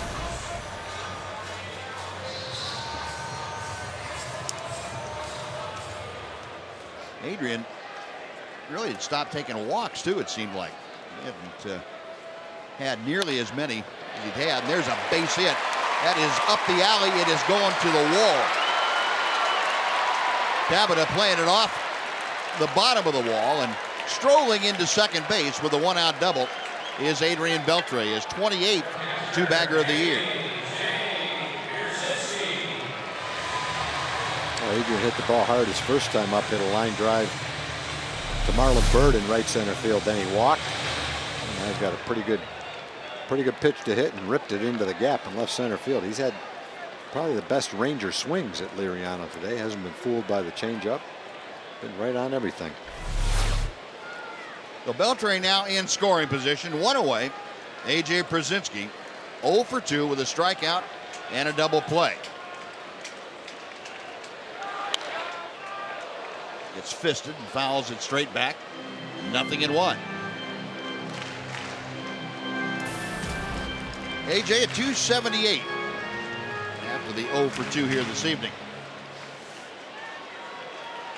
Brzezinski's been on a pretty good roll of driving in runs. He has 25 RBI in his last 34 ball games. 1 ball, 1 strike. He's got Beltre out there at second, facing Liriano, who is allowed a run on 6 hits this evening. Big left-hander has walked a couple. He has also struck out 4 tonight. Next pitch. Little looper out towards short. Mercer backs up, makes the grab. That is out number 2. So it'll be up to Jeff Baker now with 2 outs if the Rangers are to add another run here in the 6th inning. Baker 1 for 2 tonight. Singled his first time up, called out on strikes last time up in the 4th inning.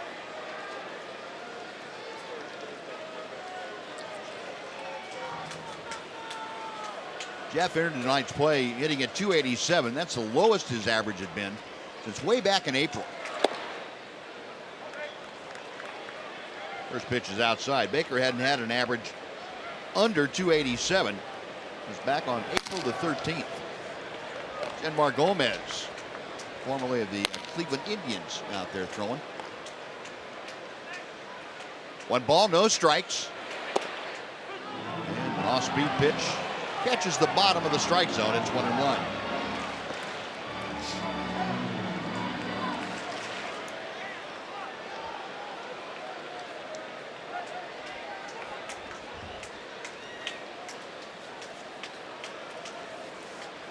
Liriano okays the sign. He checks Beltre at second base. Baker a rip and a miss. It's a ball and 2 strikes.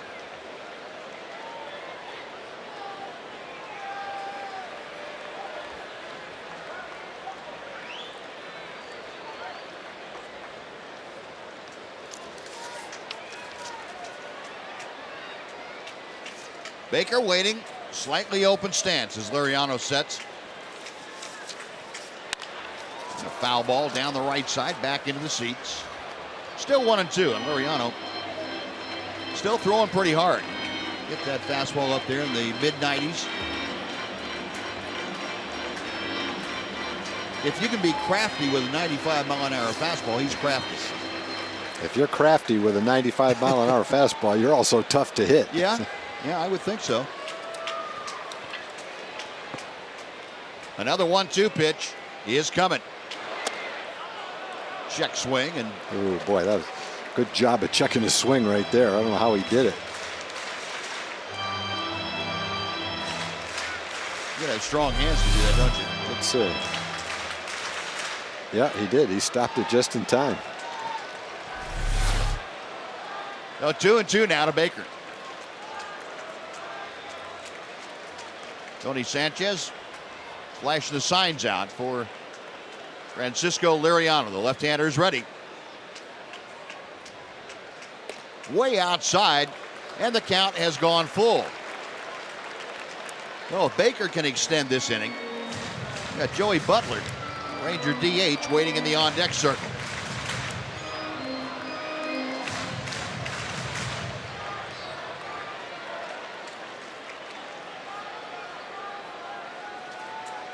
Liriano with the payoff pitch coming to Baker.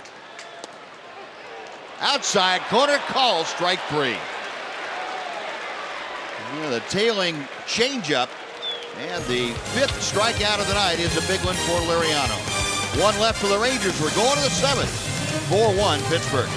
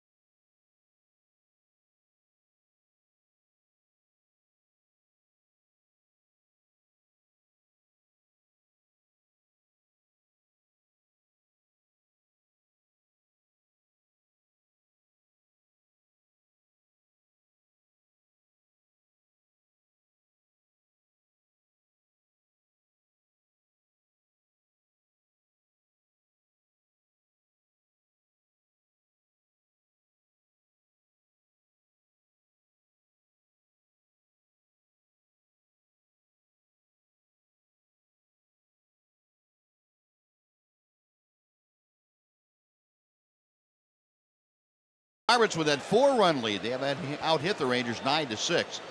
Mercer and McCutchen combined to go 5 for 6 with a pair of doubles and 2 runs, and they've driven in a couple. We saw Liriano making those 4 runs stand up through the first 6 innings. Jordy Mercer leading off the Pirates 7th against Alexi Ogando. Mercer, quite a night going. He is 3 for 3. A pair of doubles, a single.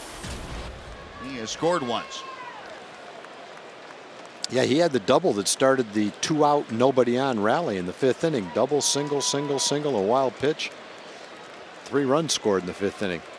He got that started. A ball and 2 strikes now.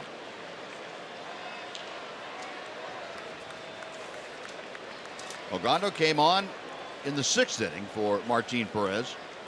Came on with a man on and nobody out. Got a sacrifice bunt, a strikeout, and a flyout. Call strike 3, outside corner. And Mercer left standing at home plate. That is strikeout number 2 for Ogando. He painted that outside corner. 95 miles an hour. Got him looking. I think Mercer knew it. No argument with the umpire. Just turn and walk back to the dugout. No, one away. Now Andrew McCutchen, who is 2 for 3 tonight. He has driven in a couple.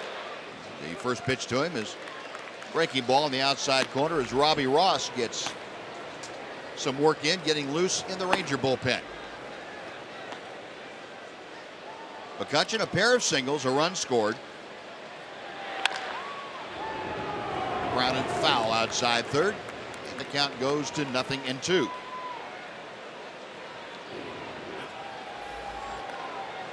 Justin Wilson, the left-hander, loosening in the Pirates bullpen. And as we mentioned last night, the Pirates bullpen has really been good. They have shortened ball games to basically 6-inning games most of the time. McCutchen fouls it away. And we'll try another 0-2 pitch.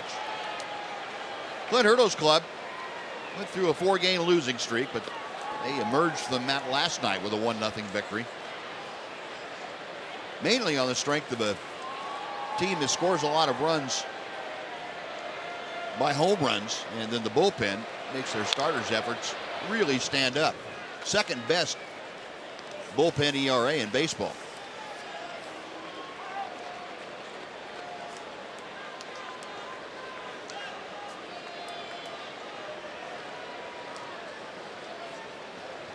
McCutchen back in, taps the plate with the business into the bat, and Ogando sets. And another chop foul. McCutchen, a tough guy to deal with for Ogando here in the 7th inning.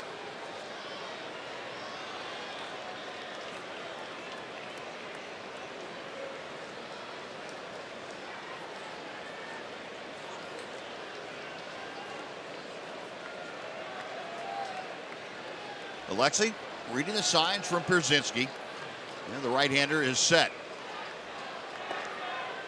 Inside and low. 1 ball, 2 strikes. McCutchen, a 9-game hitting streak now. He has hit almost 500.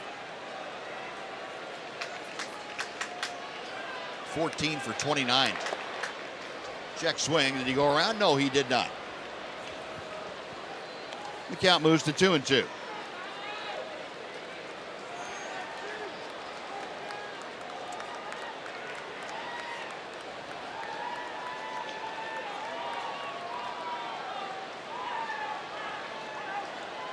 Warm night, but comfortable. The breeze drifting in from left center field.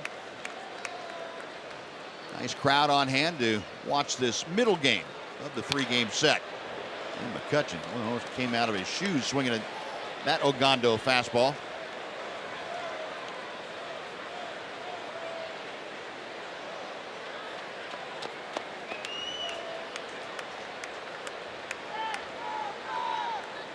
McCutchen, another one of the Pirates who has really fared well in interleague play.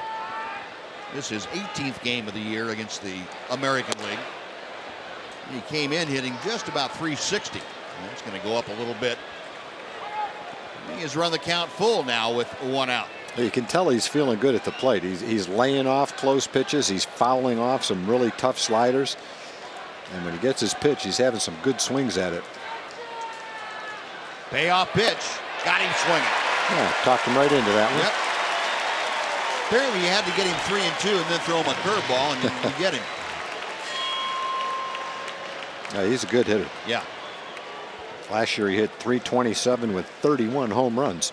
Not going to hit 31 home runs this year, but he's probably going to hit .327 again. That's actually one of the better sliders he had to hit. The other ones that he fouled off were much better than that. Just missed it. So back-to-back strikeouts for Ogando to open up the 7th. Now 2 outs, bases empty. Marlon Byrd 1 for 3. And he waves at that high fastball. 0-1. Marlon had one of the 4 consecutive 2-out base hits in the 5th inning for the Pirates.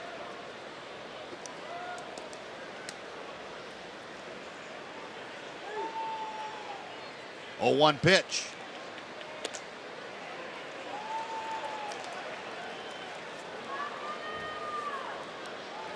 Bird playing in his 13th game with the Pirates since coming over from the Mets.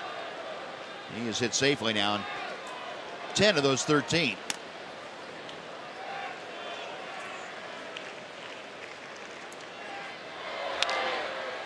Good rip at a fastball, but he fouled it straight back. And Ogando now with the advantage at a ball and 2 strikes.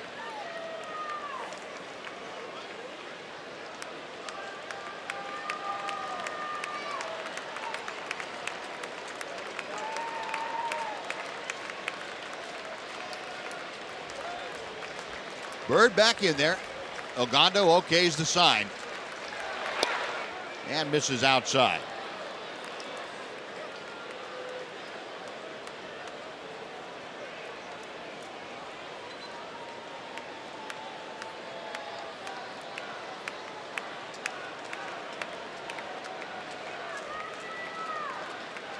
Brzezinski flashing that sign out. The 2-2 pitch. He is coming. And another foul ball.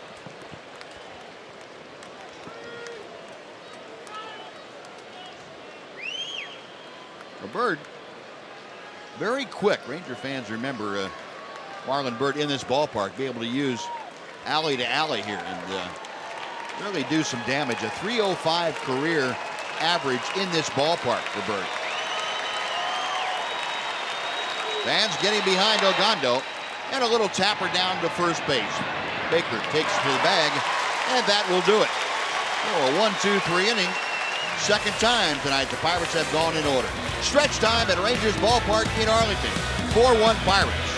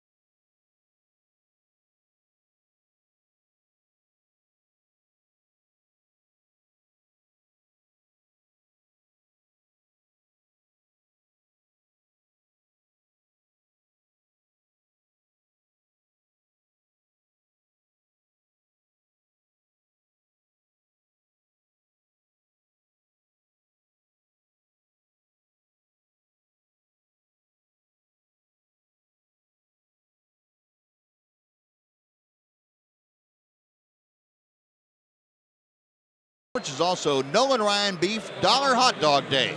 Go to TexasRangers.com for tickets, or you can call 972 Rangers and get ready to eat all the dollar dogs you like for only $1 a piece.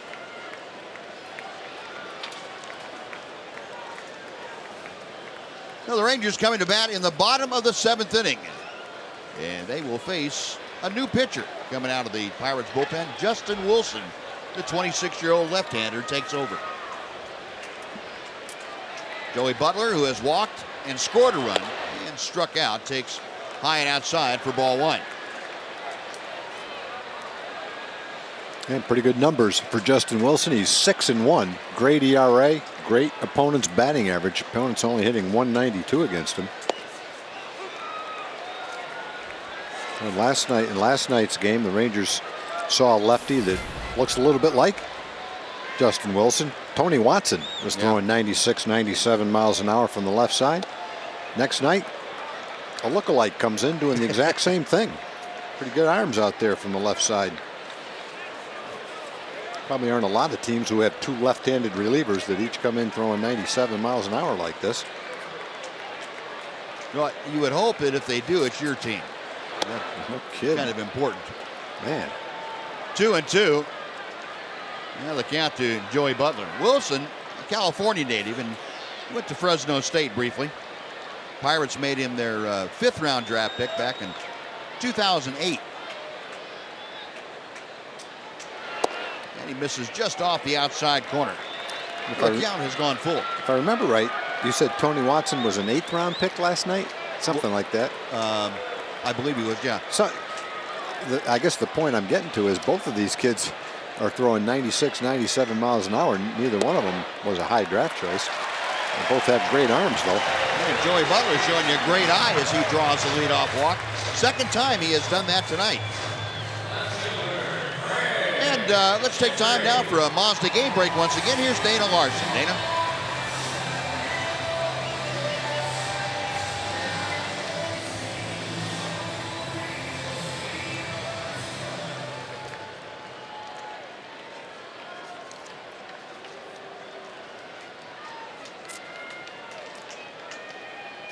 All right, Dana, thank you. Yeah, it would help if the Rangers took care of business here. Greg Gentry, a late swing and a miss on the first pitch from Justin Wilson. Yeah, looking back, Tony Watson was a 9th round. 9th round, okay. Yeah, Wilson coming up through the minor leagues was a starting pitcher, really, until he got to the big leagues. And then they put him in the bullpen. Not sure if he was throwing this hard as a starter.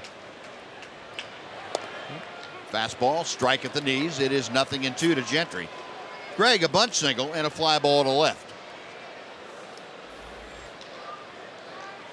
1 on, nobody out in the Rangers' 7th. A 3-run Pittsburgh advantage. And ball 1 just off the inside corner. 99 miles an hour. Man, bring the heat. Well, like we were talking about last night, Tom, this Pirates bullpen has really been good, and you can understand why seeing these guys. Yeah, no kidding. Chopper foul off the bat of Gentry. We'll try it again, and a ball and 2 strikes. And Brian Morris, right-hander, loosening in support of Justin Wilson.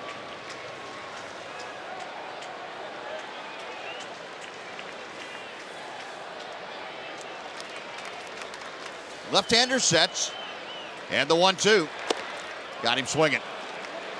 All right, pitch cutting down and in, and Greg Gentry not able to do anything there. That is the first out in the 7th, and it will bring up Leonys Martin. Well, and you see almost exclusively 98-mile-an-hour fastballs, and then I'm not sure whether that was a cut fastball, maybe a slider. You see that pitch. That's pretty much going to be the result many times. Yeah, you can call it what you want. I think most hitters would tell you it's unhittable. Yeah, I don't care what you call it. I just know it's tough to hit. You're right. Now, Leonys Martin now trying to get something going. Jason Frazier loosening in the Ranger bullpen. Martin tonight is grounded to second and grounded to first. 1-0 the count as Wilson sets. Like Leonys taking all the way, and that evens the count. Martin at 264 with the average.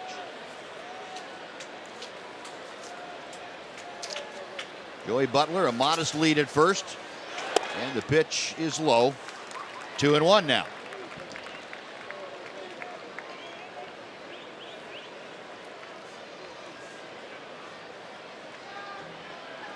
Wilson last year made his major league debut with the Pirates and appeared in 9 ball games in September. Pretty good swing by Leonys Martin, but he fouled it straight back.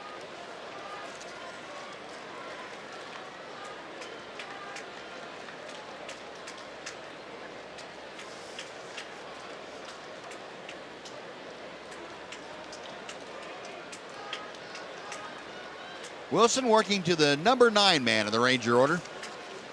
Martin waiting. The Next pitch, up the middle, right behind the bag at second is the shortstop.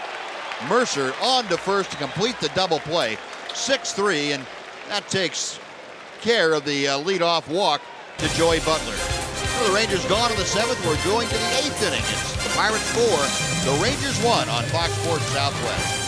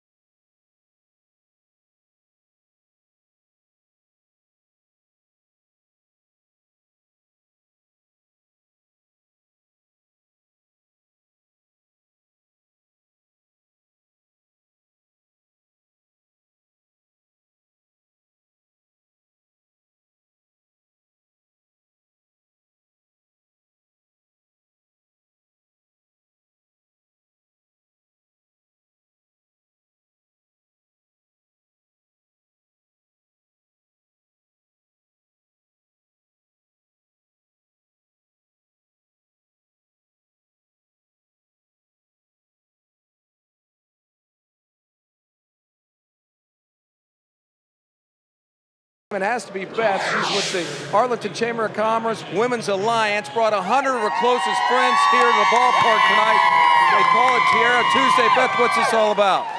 The Arlington Chamber of Commerce and this Women's Alliance, we're raising money for the Dr. Judith J. Carrier Scholarship, and we wear tiaras and have a big time. We love the Rangers. All right, well, here's the bag. Thanks to the tiara, someone back there. Anything else you'd like to say?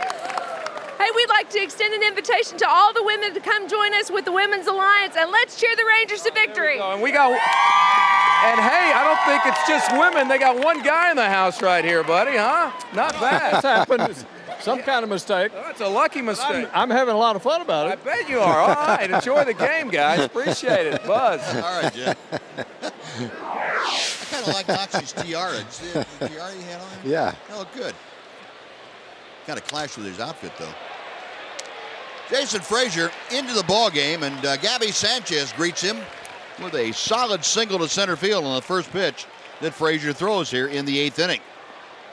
So Sanchez with his second straight hit, a leadoff single in the 8th inning. It'll bring up Russell Martin. Good job by Ogando. Threw the ball really well. Pitched 2 innings, faced 6 hitters, struck out 3 of them. Jason Frazier, as you can see, appearing in his 52nd ball game. ERA of 2.55, and he has 1 on, nobody out. Martin 1 for 3 tonight. Fastball right down through there for strike 1. Russell Martin, 13 home runs, 51 driven in, doing the majority of the catching for Clint Hurdle's club.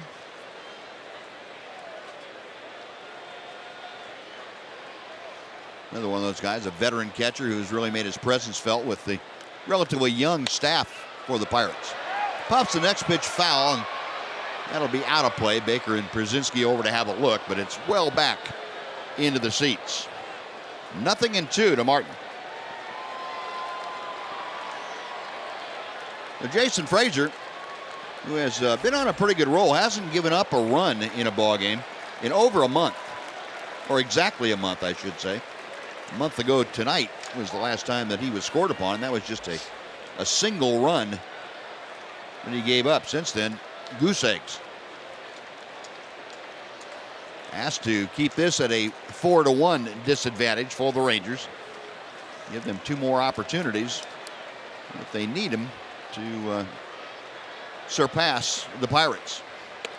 Check swing. Pitch was high. Pierzynski coming up out of that crouch, thinking about firing to first. Then he thought different. 1-2 the count.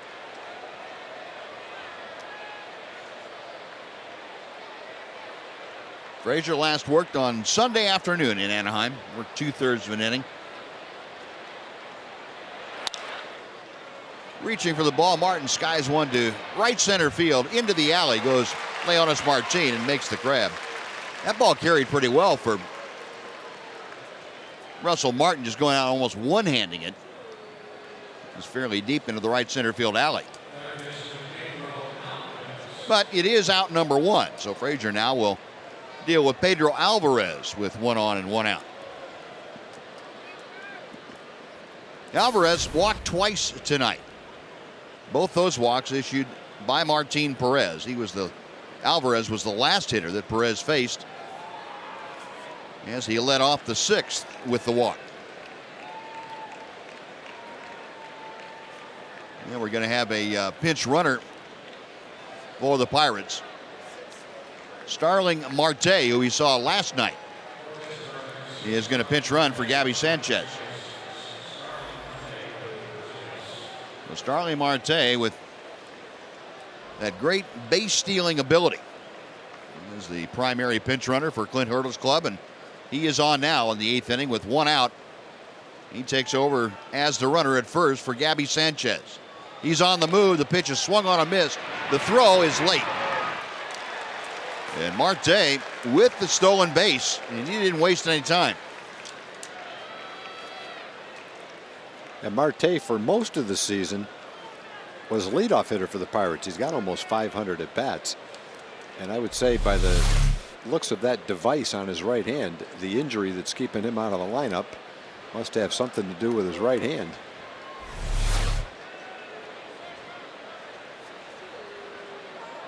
Looks like an oven mitt. But it's probably not. You don't think so? You never know. There's no fingers on it. He wouldn't be able to grip the pot.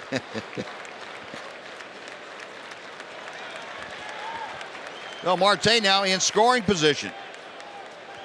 1 out. Count of no balls and 1 strike to Alvarez. And a strike is dealt at the knees as Frazier comes back with a fastball. Right hand contusion, right ring finger sprain. Just reinstated from the disabled list. Still think it's an oven mitt. Yeah, could be. 0-2. Ground ball to the right side. Kinsler right on the rim of the outfield grass has it. Alvarez is out. On to third goes Marte. He's there with 2 gone. And Jose Tabata is the scheduled hitter, but apparently he's going to be called back. Of course, this time of year you have almost unlimited numbers of pinch hitters available.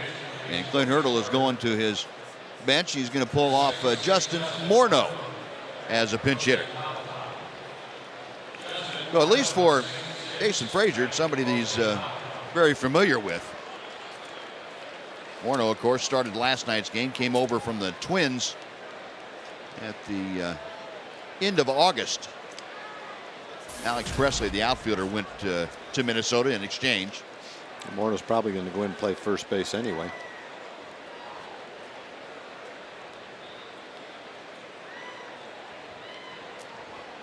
No, Pierzynski out to talk to Jason Frazier just to remind him of what they have had success doing, what they want to do against Morneau.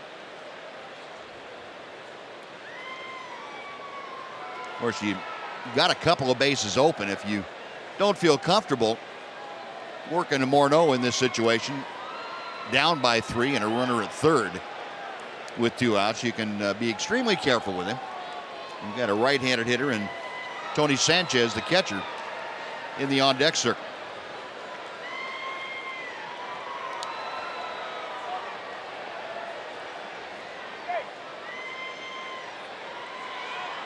So Justin Morneau, a .222 hitter with the Pirates. This is 27 at bats. You can see 0 for his last 14. Got up to a pretty good start after he came over to the Pirates, but has since really cooled off. And they're not even going to mess with him. They're going to go ahead and intentionally walk Morneau to put runners at first and third.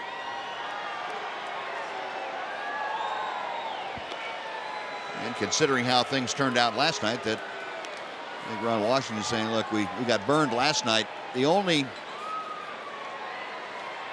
2-out hit with a man on came with a left-handed hitter in Alvarez last night. We had first base open there. So this time we are not going to mess with it.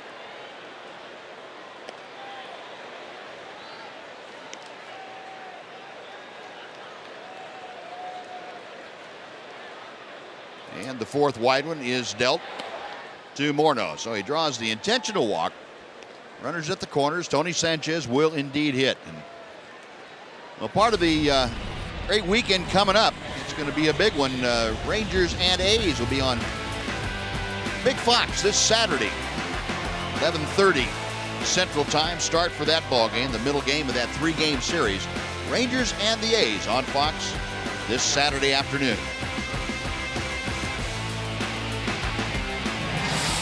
Tony Sanchez, the hitter's a highly touted young player. He was the 4th pick in the draft a while back. College catcher from Boston College. But if you have your choice, I'm going to face him instead of Justin Morneau. Yeah.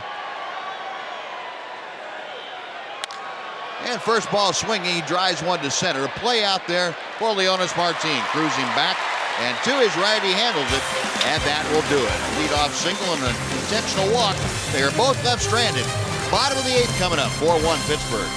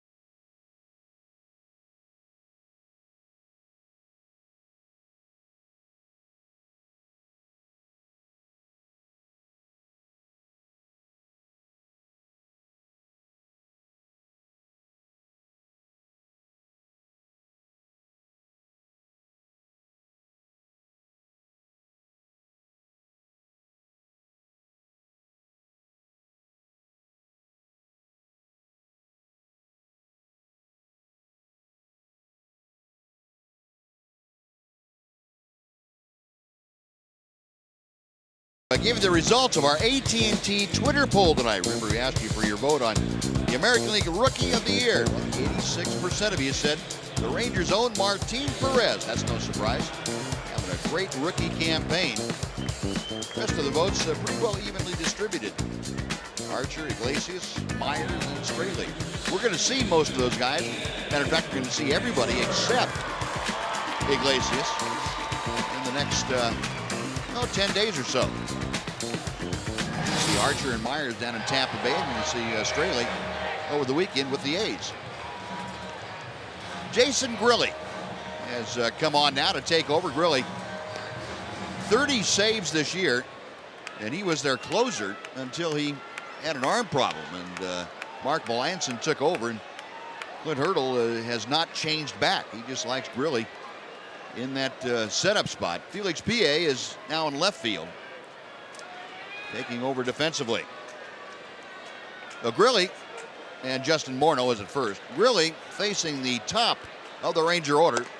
And Ian Kinsler looks at strike one. The Rangers had Grilli a while back. Dad was a big league pitcher.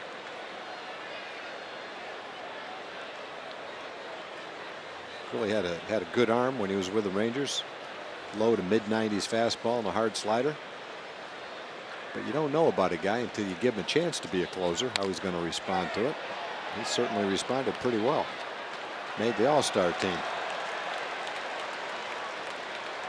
And let's take a look at the AT&T Uverse Rewind, the only RBI so far for the Rangers off the bat.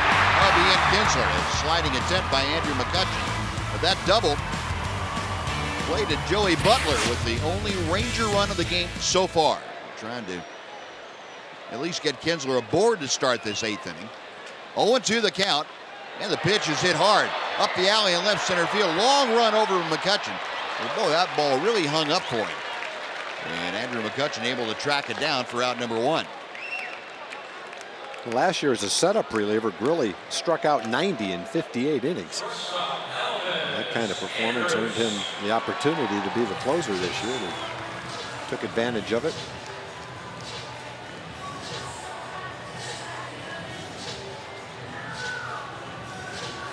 So Grilli has the first out. Jason now a 36-year-old with the Rangers for part of the 09 season. Breaking ball is outside to Elvis. Andrus 1 for 3, a single and a couple of ground balls to second base. 2009, Grilli appeared in 30 ball games for the Rangers, went 2-2 with a .478 earned run average. 2-0 now to Andrus.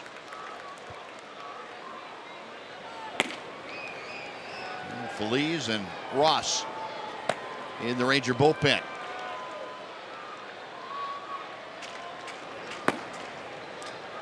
Grilli sets and back to the plate he comes. 2-1 on the called strike.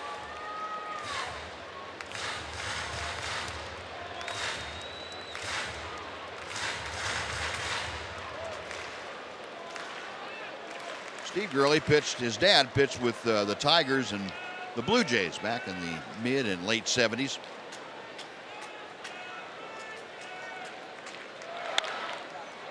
Popped up, foul territory. Over to take a look, Sanchez. That about 8 rows deep into the seats. And the count is even at 2-2.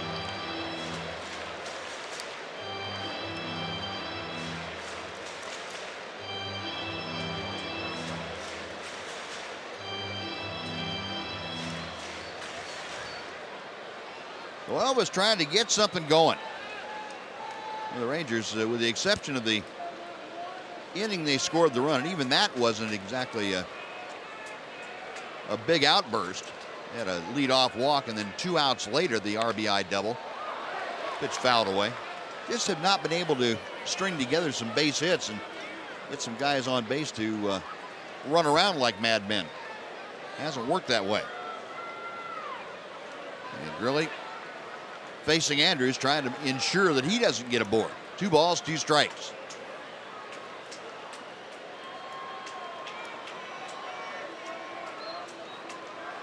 The next pitch got him swinging. Good breaking ball from Grilli, who gets his first strikeout. 2 gone. Alex Rios now coming up.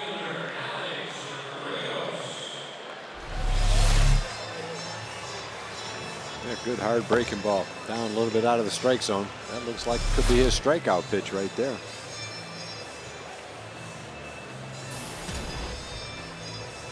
Rios, as you can see right there, 1 for 3 tonight. The single for him came back in the first inning. We talked about Grilli last year, had 90 strikeouts in 50 innings. This year he's got 69 strikeouts in 44 innings. He's definitely a strikeout guy.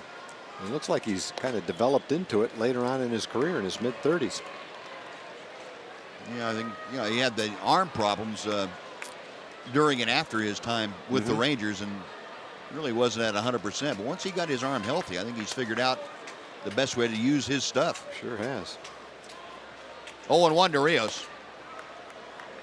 Now a ball and a strike.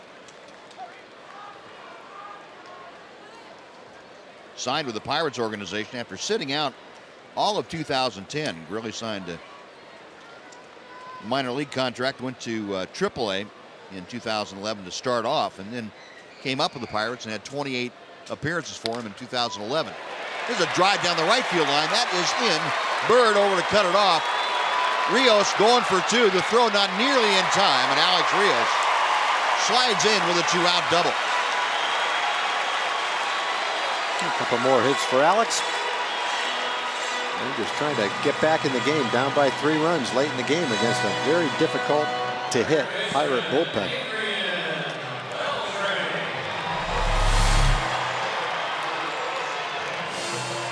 Pitch away, and he went away with it. And hit it well. Right on the outside corner, down and away. Good job of hitting right there by Alex.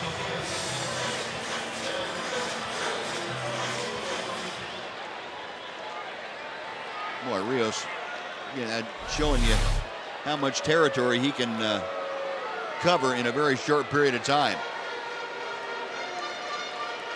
Now, after that 2-out double, we're going to get a visit to the mound from Ray Searage, the pitching coach. Out there to have a chat with Sanchez and with Grilli.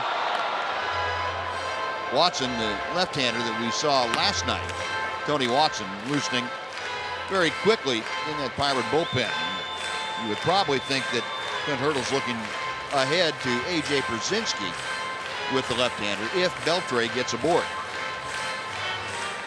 A.J. in the on-deck circle.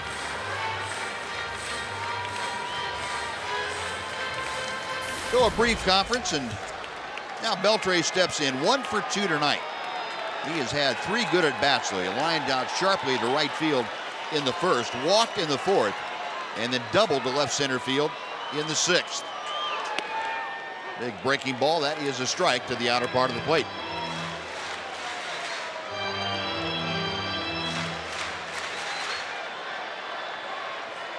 Hitters always talking hitting, aren't they? He's talking pitching now. 1-1. Well, most hitters have a kind of latent desire to be a pitcher anyway. You can tell that when they warm up, working on their knuckleball, their That's right. sliders, their delivery. Every hitter thinks he can pitch, and every pitcher thinks he can hit. And no one ever finds out because, well, I guess you find out if some pitchers can hit, at least during interleague play. Yeah.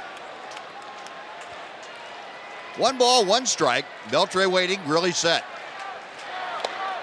Boy, Adrian coming out of his shoes at that off-speed pitch.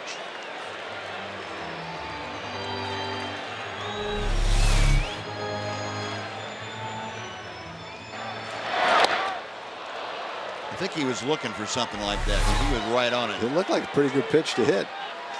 Actually surprised he didn't hit it. A ball and 2 strikes. Rios the lead from second.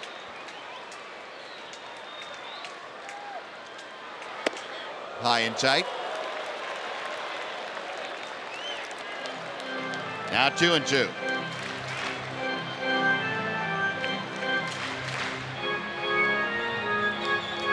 Beltre hitting at .318. Trying to pick up Alex Rios, who doubled with 2 outs here in the 8th inning.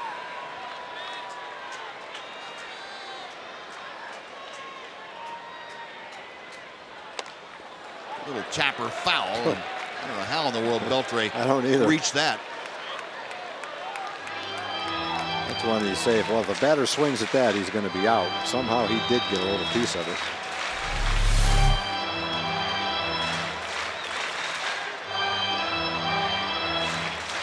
That thing was almost in the dirt and about a foot outside, and he's still able to get a bat on it. Amazing. Really peering in for another sign for a 2-2 pitch. And the right-hander has one to work with. And Beltre got a fastball right on his fist and fought it off foul.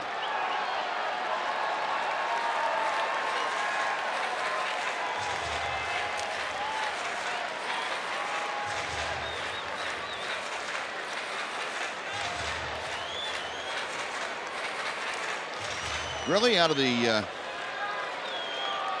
Big East Conference. It is college ball at Seton Hall. And a breaking ball is taken low. The count is now full to Adrian Beltre. Well, Beltre can get aboard. A.J. Brzezinski would come up as the tying run here in the 8th inning.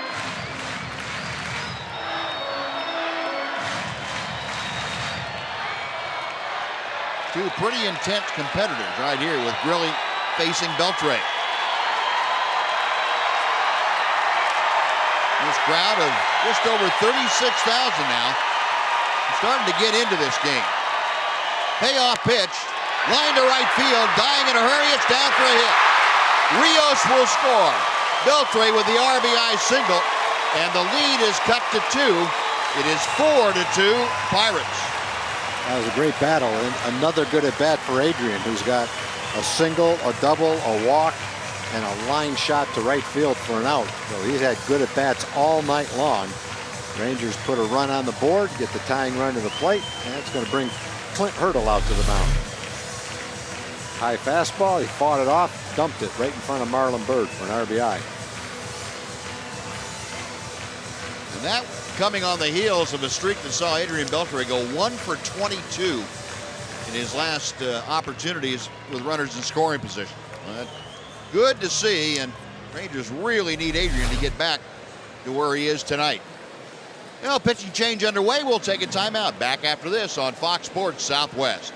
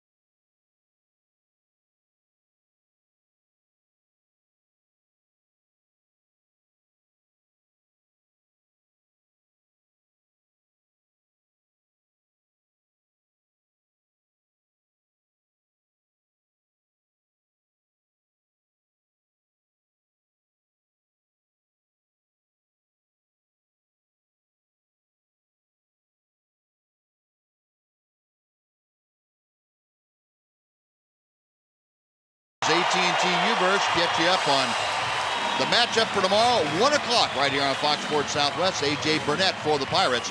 Matt Garza on the hill for the Rangers. Burnett at 7-10. Garza at 9-4. 1 o'clock for what the Rangers hope will be a rubber game of this 3-game set. Tony Watson on for the second time in as many nights. Yeah, we saw him last night. Came in. We were already talking about him when Justin Wilson was pitching. He'll look somewhat similar when he comes right over the top with a mid-90s fastball or a 83-mile-an-hour slider. That we didn't see from Justin Wilson. Wilson worked the 8th inning last night. Did not face Brzezinski. He had a 3-up, 3-down inning. Faced Gentry, Martine, and Kinsler in that 8th. And he misses high with a fastball. It is 1 ball and 1 strike. Brzezinski 0 for 3 tonight. He has struck out, grounded into a double play, and popped out to short.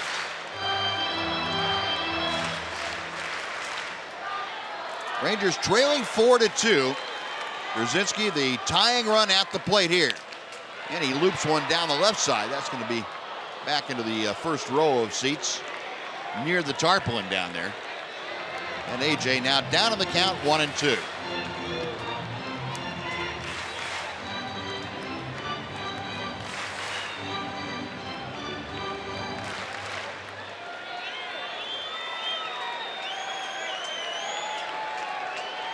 Watson back to the plate.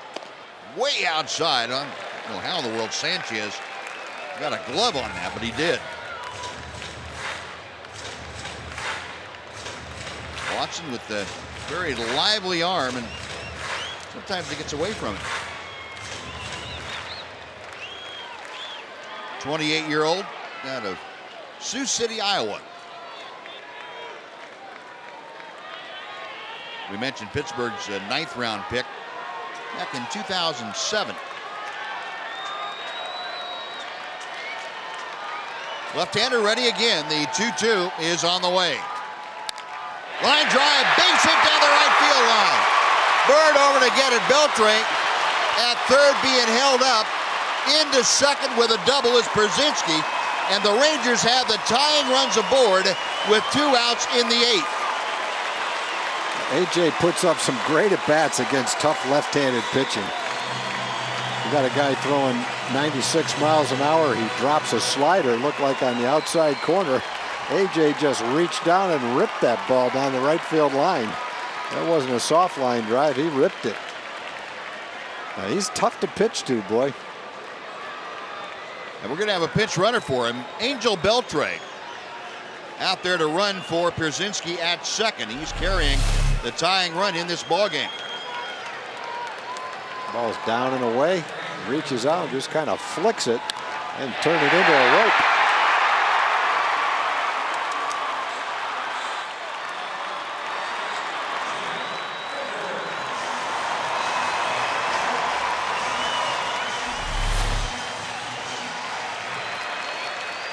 Well, here's Jeff Baker now with the tying runs at second and third. Baker 1 for 3. And first ball swinging, he fouls back a fastball that was right on his fist. It is 0-1. Baker singled in the second inning. Since then has struck out twice, both times looking at a called third strike.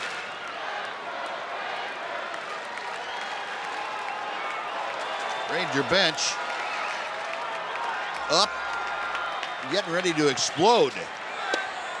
Fastball strike, it's 0-2 to Baker.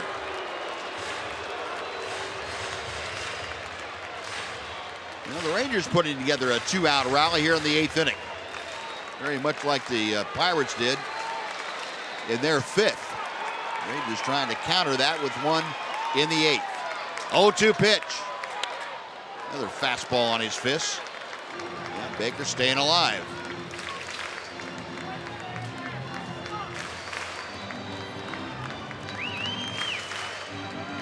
Clint Hurdle, whose Pirates with a win last night assured themselves of a winning season for the first time since 1992. That was their 82nd win last night, and Rangers trying to win their 82nd here tonight. They have to do it in comeback fashion. No balls, 2 strikes. Watson okays the sign. And the left-hander's pitch. Another foul off.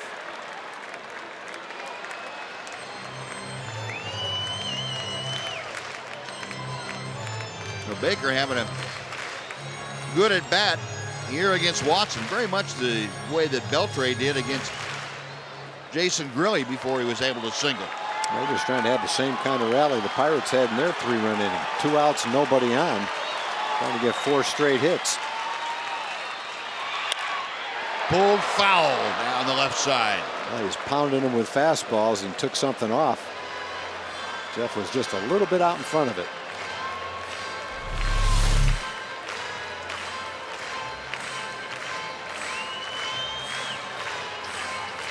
Pretty good spot to work with. The trigger was pulled just a shade early. Still 0-2.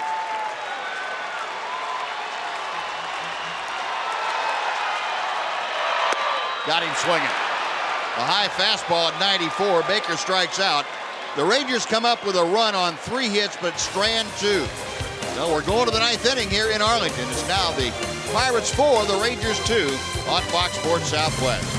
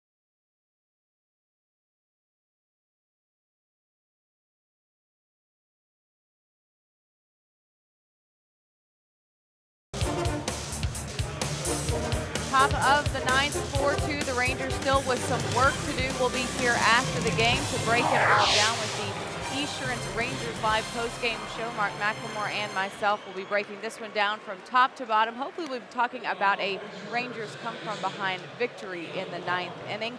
Jim Knox will be working the clubhouse, and of course we'll get you ready for the finale of this three-game series. Matt Garza going to the hill looking to salvage a game and get the Rangers back on track, guys.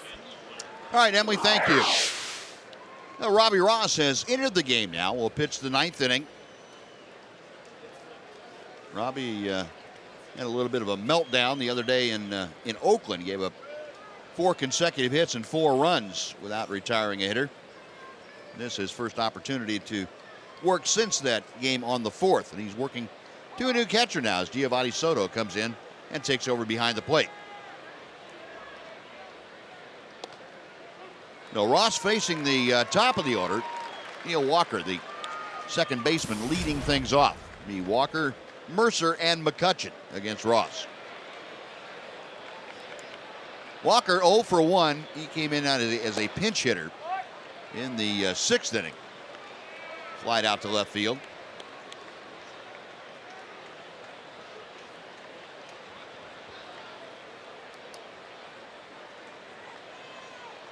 Ross ready, the 1-1 pitch. Now 2-1.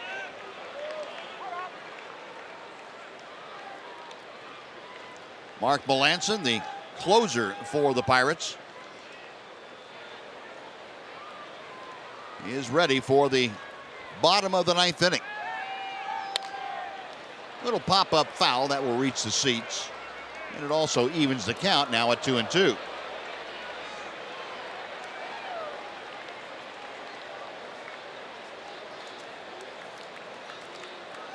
We're talking about Walker when he pinch hit. He's had more trouble against left-handed pitching this year. He's hitting just 233 against right-handers, hitting 260.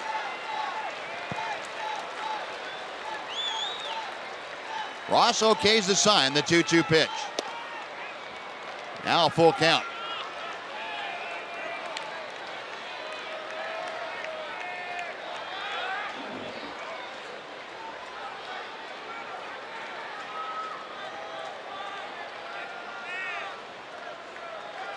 Robbie Ross with the payoff pitch. Way inside, ball 4. He lost him for the leadoff walk. And now Jordy Mercer will come up.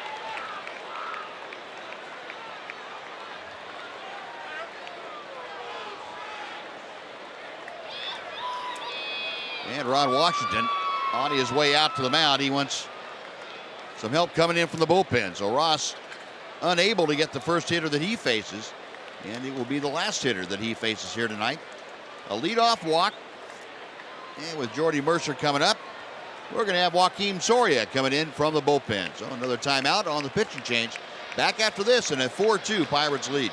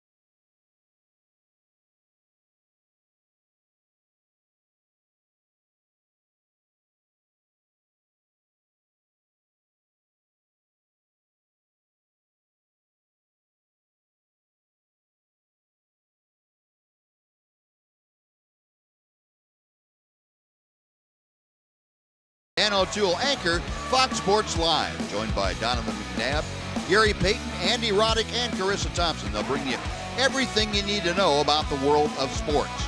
Fox Sports Live airs nightly on Fox Sports 1. That's not good. Sacrifice bunt, nobody covering first. Looked like a pretty harmless play to move the runner to second. Luckily, Soria didn't just turn and throw the ball. Yeah, that would have really been a problem. Ian just never got over there to cover first. Yeah, and you have a guy, too, in Jeff Baker that doesn't play first all that often, so his reads are going to be different than Mitch Moreland's. Yeah. So, first and second, nobody out. And what's going to be a base hit and a swing and a miss by Andrew McCutchen. McCutchen 2 for 4 tonight. A pair of RBI singles. He has scored a run. He's also flied to deep left field and struck out. Got Walker at second, Mercer at first. Soria's 0-1 pitch is on the way.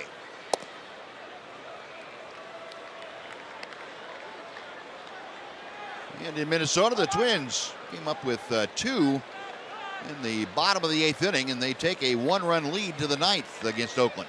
Well, Red Sox beat Tampa Bay to go 30 games over 500, and Clay Buchholz got the win to go to 10-0. Coming back off the disabled list, they get their best pitcher back for the stretch run. Not that they have to worry about the stretch run. They're pretty much home free, but for the postseason. Joaquim's numbers on the season, opponents only hitting 179 against him. Buchholz now is 10-0, been on the disabled list for quite a while. 2-1, the count to McCutchen. Ground ball, base hit to right field. Walker around third being waved home. The throw from Rios is cut off. And Walker scores on the RBI single by McCutchen. And the Pirates have a 5-2 lead. Well, McCutchen, boy, he puts the bat on the ball. He found a hole right there. Ian was shading him up the middle. And he hit the ball to our right of second base into right field. Not hit all that hard. Pitched down and away, kind of hit it off the end of the bat. But that kind of a pitch with that kind of approach, with Ian playing right near second base like that, you can see the huge hole that he had to shoot for. Well, still first and second, still nobody out. McCutchen now with 3 RBI tonight. And Marlon Byrd at the plate is 1 for 4. McCutchen has 3 separate singles to drive in a run each time.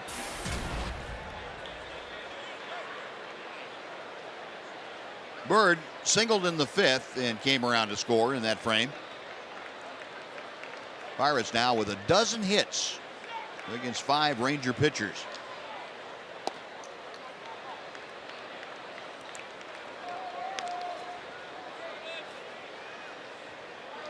A ball and a strike.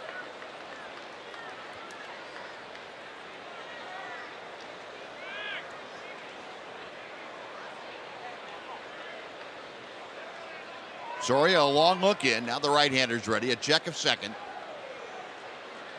Another look back there. And he misses outside and low. It's 2-1.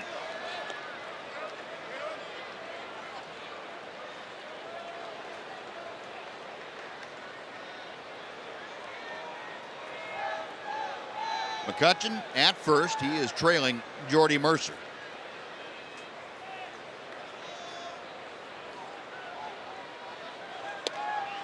And the pitch outside. It's 3 balls and a strike.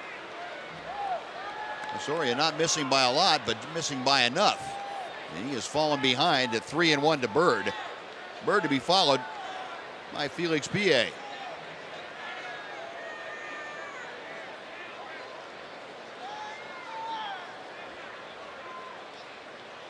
The 3-1. Skied right behind second base. Infield fly rule is in effect as Ian Kinsler able to handle that. 1 gone, and PA coming to the plate. Like Soria took just enough off that 3-1 pitch to get Bird out in front. Yeah, I got him to reach for it a little bit. Hit it toward the end of the bat. Felix Pie came on to play defense in left field. PA, numbers for him 211, the average. Just a couple of RBIs, but limited playing time with the Pirates this year. Takes a fastball inside for ball 1.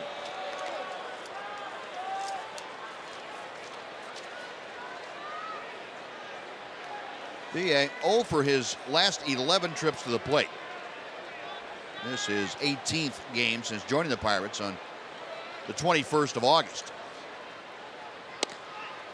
And ball 2 is inside.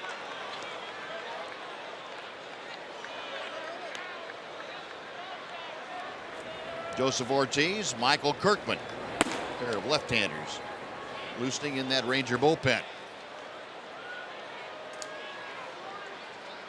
A 5-2 Pittsburgh lead. A ground ball foul off the fists of PA. 2-1.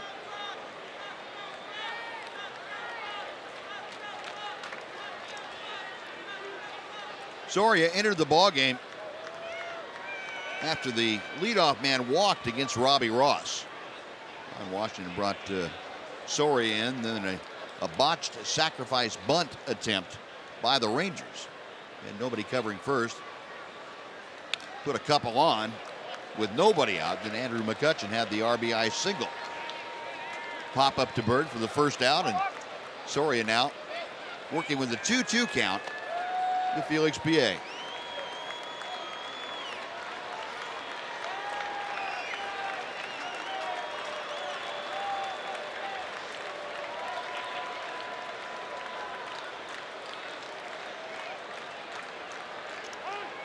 Now time called as Soria and Soto taking a little time to get together on the sign.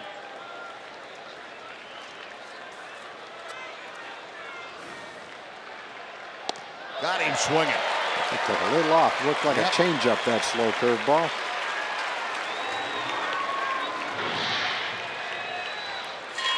Well, a very big out number 2.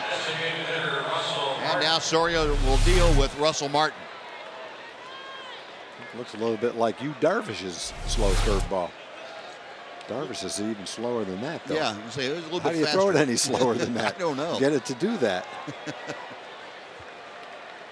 Martin 1 for 4 tonight. He fouls off that first pitch. He got a pretty good chunk of Giovanni Soto.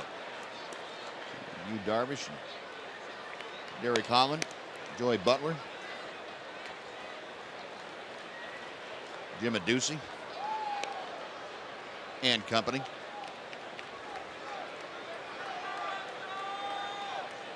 Soria back up on top of the hill. No balls and a strike to Martin.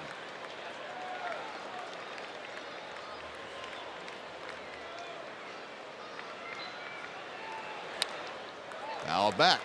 And Soria now with the 0-2 count.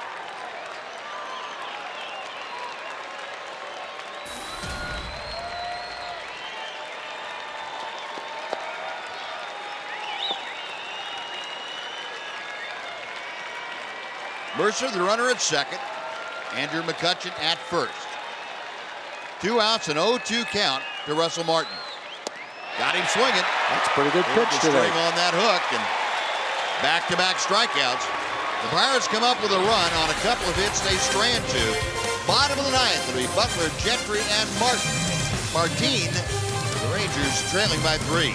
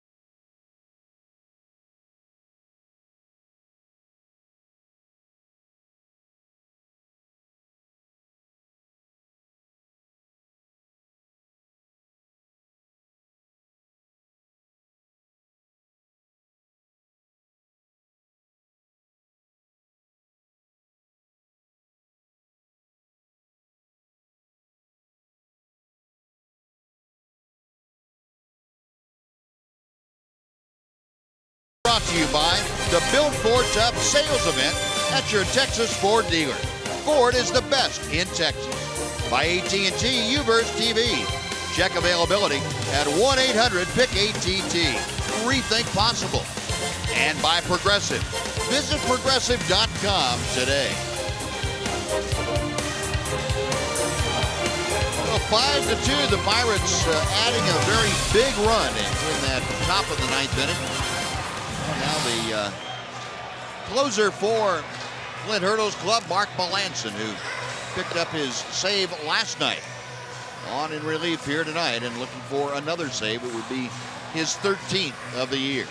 Yeah, he's been just about untouchable, an .085 earned run average. 63 innings, he's only given up one home run. And I think we could see why last night. He threw what looked like a real heavy sinker. And when the Rangers made contact, it was kind of a weakly hit ground ball. They did a good job in the save last night. David Murphy's going to try to start the Rangers off with something here in the ninth. Looks like it'll be Murphy followed by Moreland looking into the on-deck circle. So Ron Washington going to his left-handed cadre from the bench. Murphy at .221. He has 13 home runs, 43 driven in. Rangers need some base runners here in the ninth inning. And Melanson fires a belt-high strike. It is 0-1.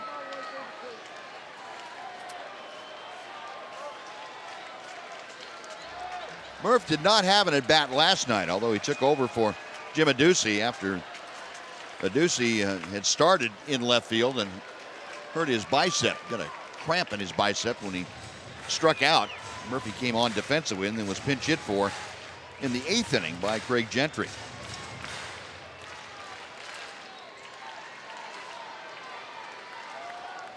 No balls, 2 strikes.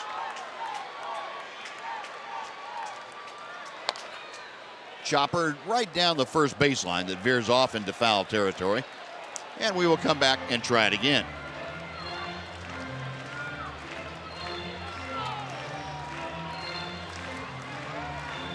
Ranger pitch hitters have been doing a great job this year. They are leading the American League in hits. And they're second in batting average. Hitting .291. And the pitch inside.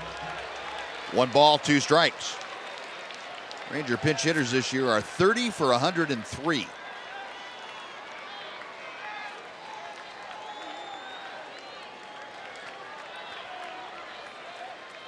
Murphy waiting, pinwheeling that bat around. Melanson back to him. Out of play down the left side.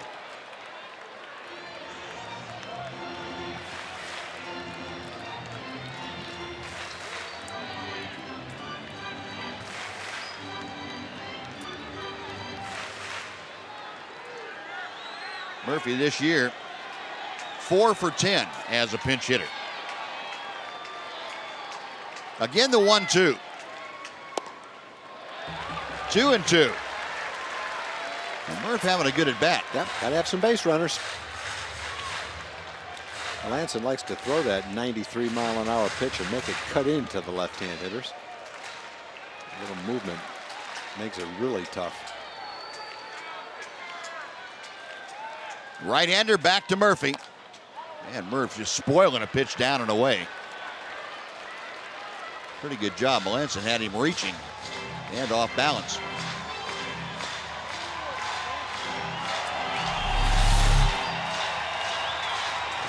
Pretty tough pitch to foul off. 3-2. Good curveball and excellent location.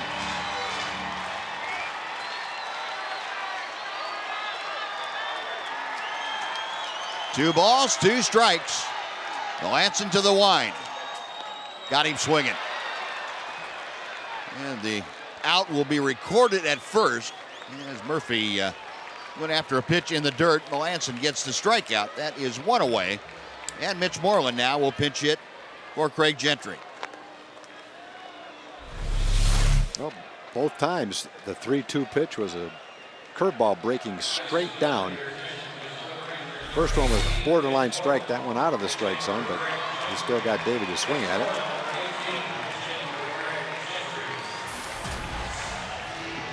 The one out, here is Mitch. Marlin stepping in, a .239 hitter. You can see with the 22 home runs, 57 RBI. Melanson's first pitch. Fastball for a strike.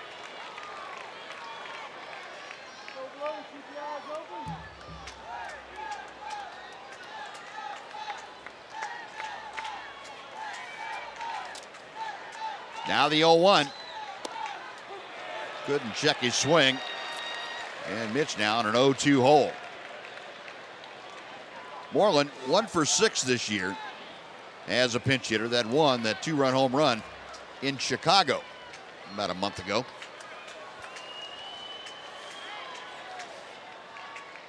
Got him swinging. Yeah, that's a good pitch. Throwing it a lot tonight.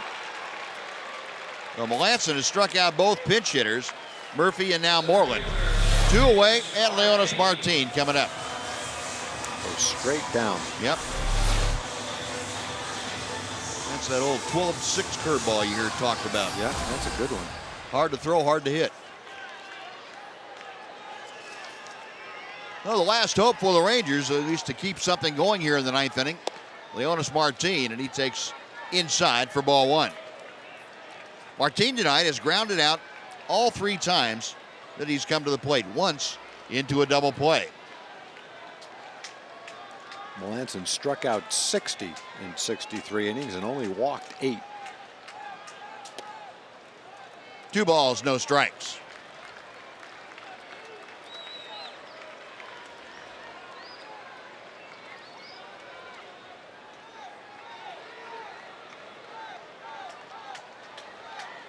Martin waiting as Melanson eyes the signs, the 2-0 pitch. He's taken all the way, and it's a knee-high strike, 2-1.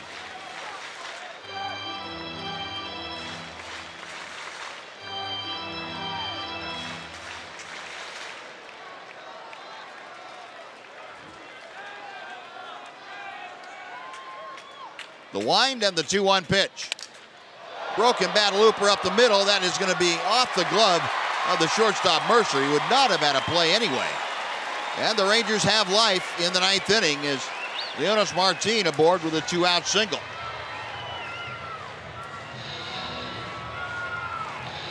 Well, he got sawed off, but he'll sacrifice a bat for a hit anytime. He ran that cut fastball in on the fists. Yeah, it's running a relay race with a baton right there. You stick with it. There he goes. Discarded about halfway down there. Well, the Rangers need one more runner, base runner, to get the tying run to home plate. And Ian Kinsler charged with getting on base here. Martin gone. He will take second base on defensive indifference. First pitch to Ian Kinsler, in for a strike. Ian 2 for 5 in his career against Melanson. Melanson has worked for the Yankees, the Astros, and most recently, before the Pirates, in Boston. Rangers roughed him up in Boston last year. Matter of fact, I think that was the game they got him sent to the minor leagues after. Yeah, the Rangers scored a ton of runs in that series against the Red Sox.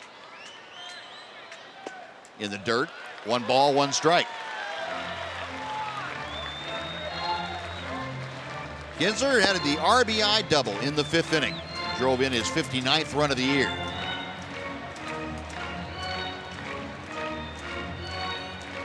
Rangers now with 10 base hits tonight. They have been out hit 12-10 and outscored 5-2. Melanson trying to lock down the Pirates' victory here tonight. Rangers trying to stop that. The 1-1. Outside, 2-1.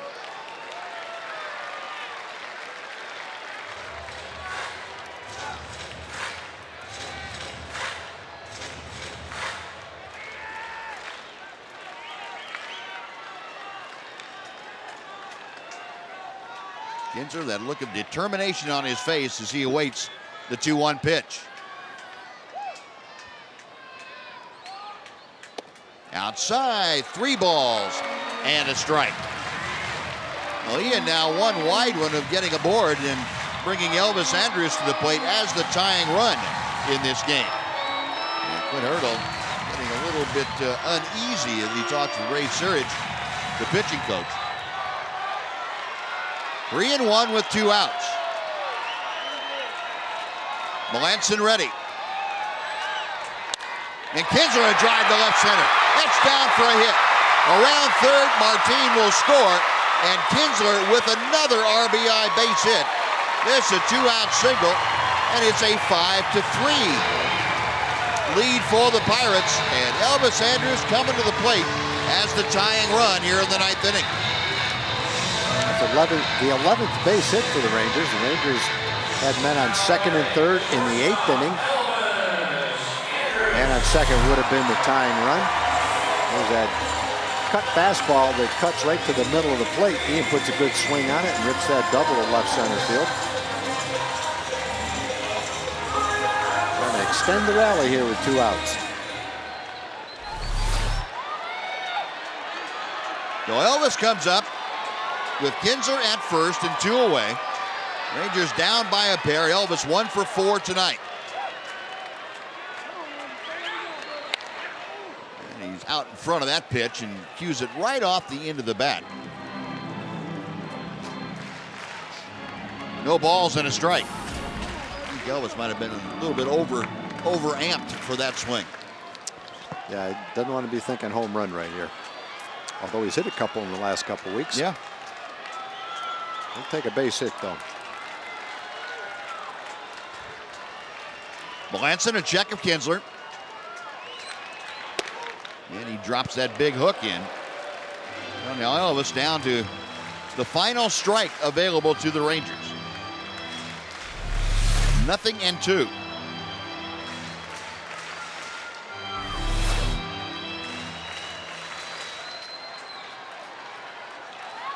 Kinsler not being held closely at first by Morneau. Melanson ready, the 0-2 pitch. Ground ball wide of third into left field, a base hit. The Rangers have the tying runs aboard, and they have the winning run coming to the plate in the person of Alex Rios.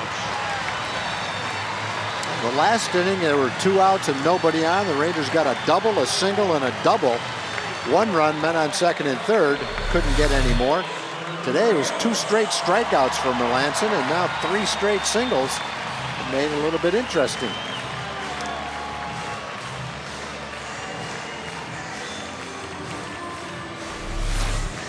Ray Surridge going to go out and give the bullpen time to get warm and talk to Melanson and Tony Sanchez.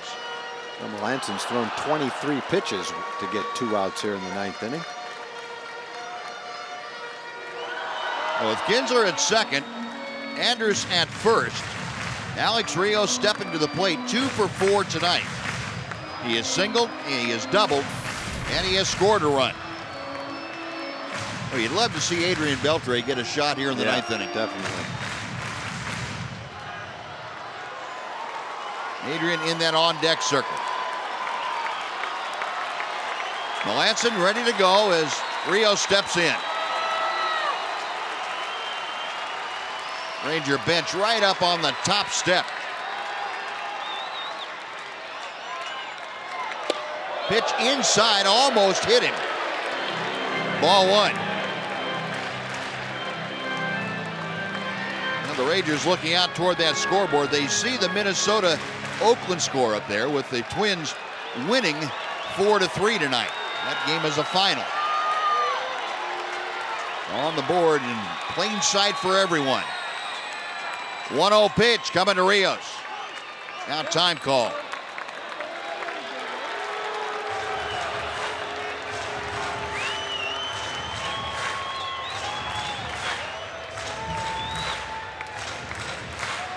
Washington trying to will his club through this 9th inning, and Clint Hurdle working that gum over pretty good. Outside, 2 balls and no strikes. Well, you get on now, then it's the tying run goes to second base. You don't need an extra base hit, just need a base hit. Brian Morris, who had been up earlier in the game, back up and throwing in that Pirate bullpen. Melanson's 2-0 pitch. Fouled away to the right. Oh, a good rip by Alex Rios. He'd love to have a mulligan on that. Yeah, that's right in the center square. A 2-1.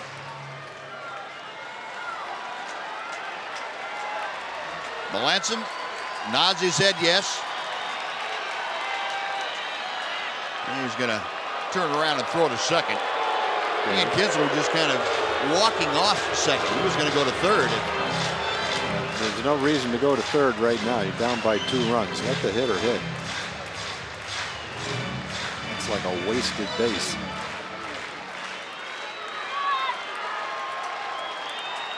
Kinsler and Andrus, second and first. The 2-1.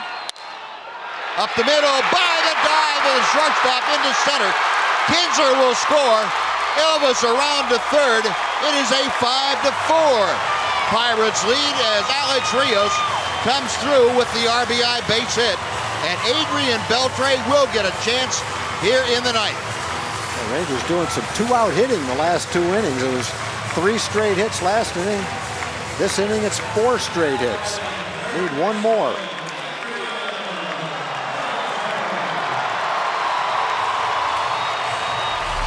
So Rios with the RBI single, his 3rd hit of the night. And Adrian Beltre coming up with the tying run at 3rd, the winning run at 1st, and 2 outs in the bottom of the 9th inning. You got a great base stealer at first base too to add a little drama. Hit the winning run at second base. First pitch to Beltre. Right down the middle for strike 1.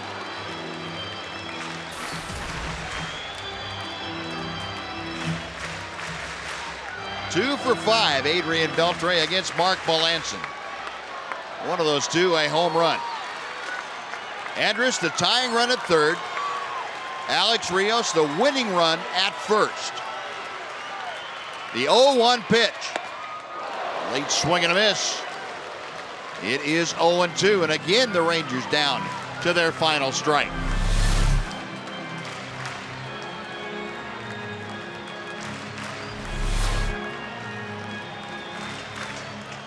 Beltre has hits in each of his last 2 times up there, a double and a single. Melanson with the 0-2 coming. Got him swinging. Melanson to 3 pitches sends Adrian Beltre and the Rangers back to the dugout and to the clubhouse. As he holds on, the Pirates win it 5-4. And they have taken the first 2 games of this series. The Pirates were out-hit tonight, 13-12 by the Rangers. And a furious 9th inning rally comes up a run short for Texas here this evening. So 5-4 the final, and we'll be back to wrap things up. Emily Jones and Mark McLemore right after this on Fox Sports Southwest.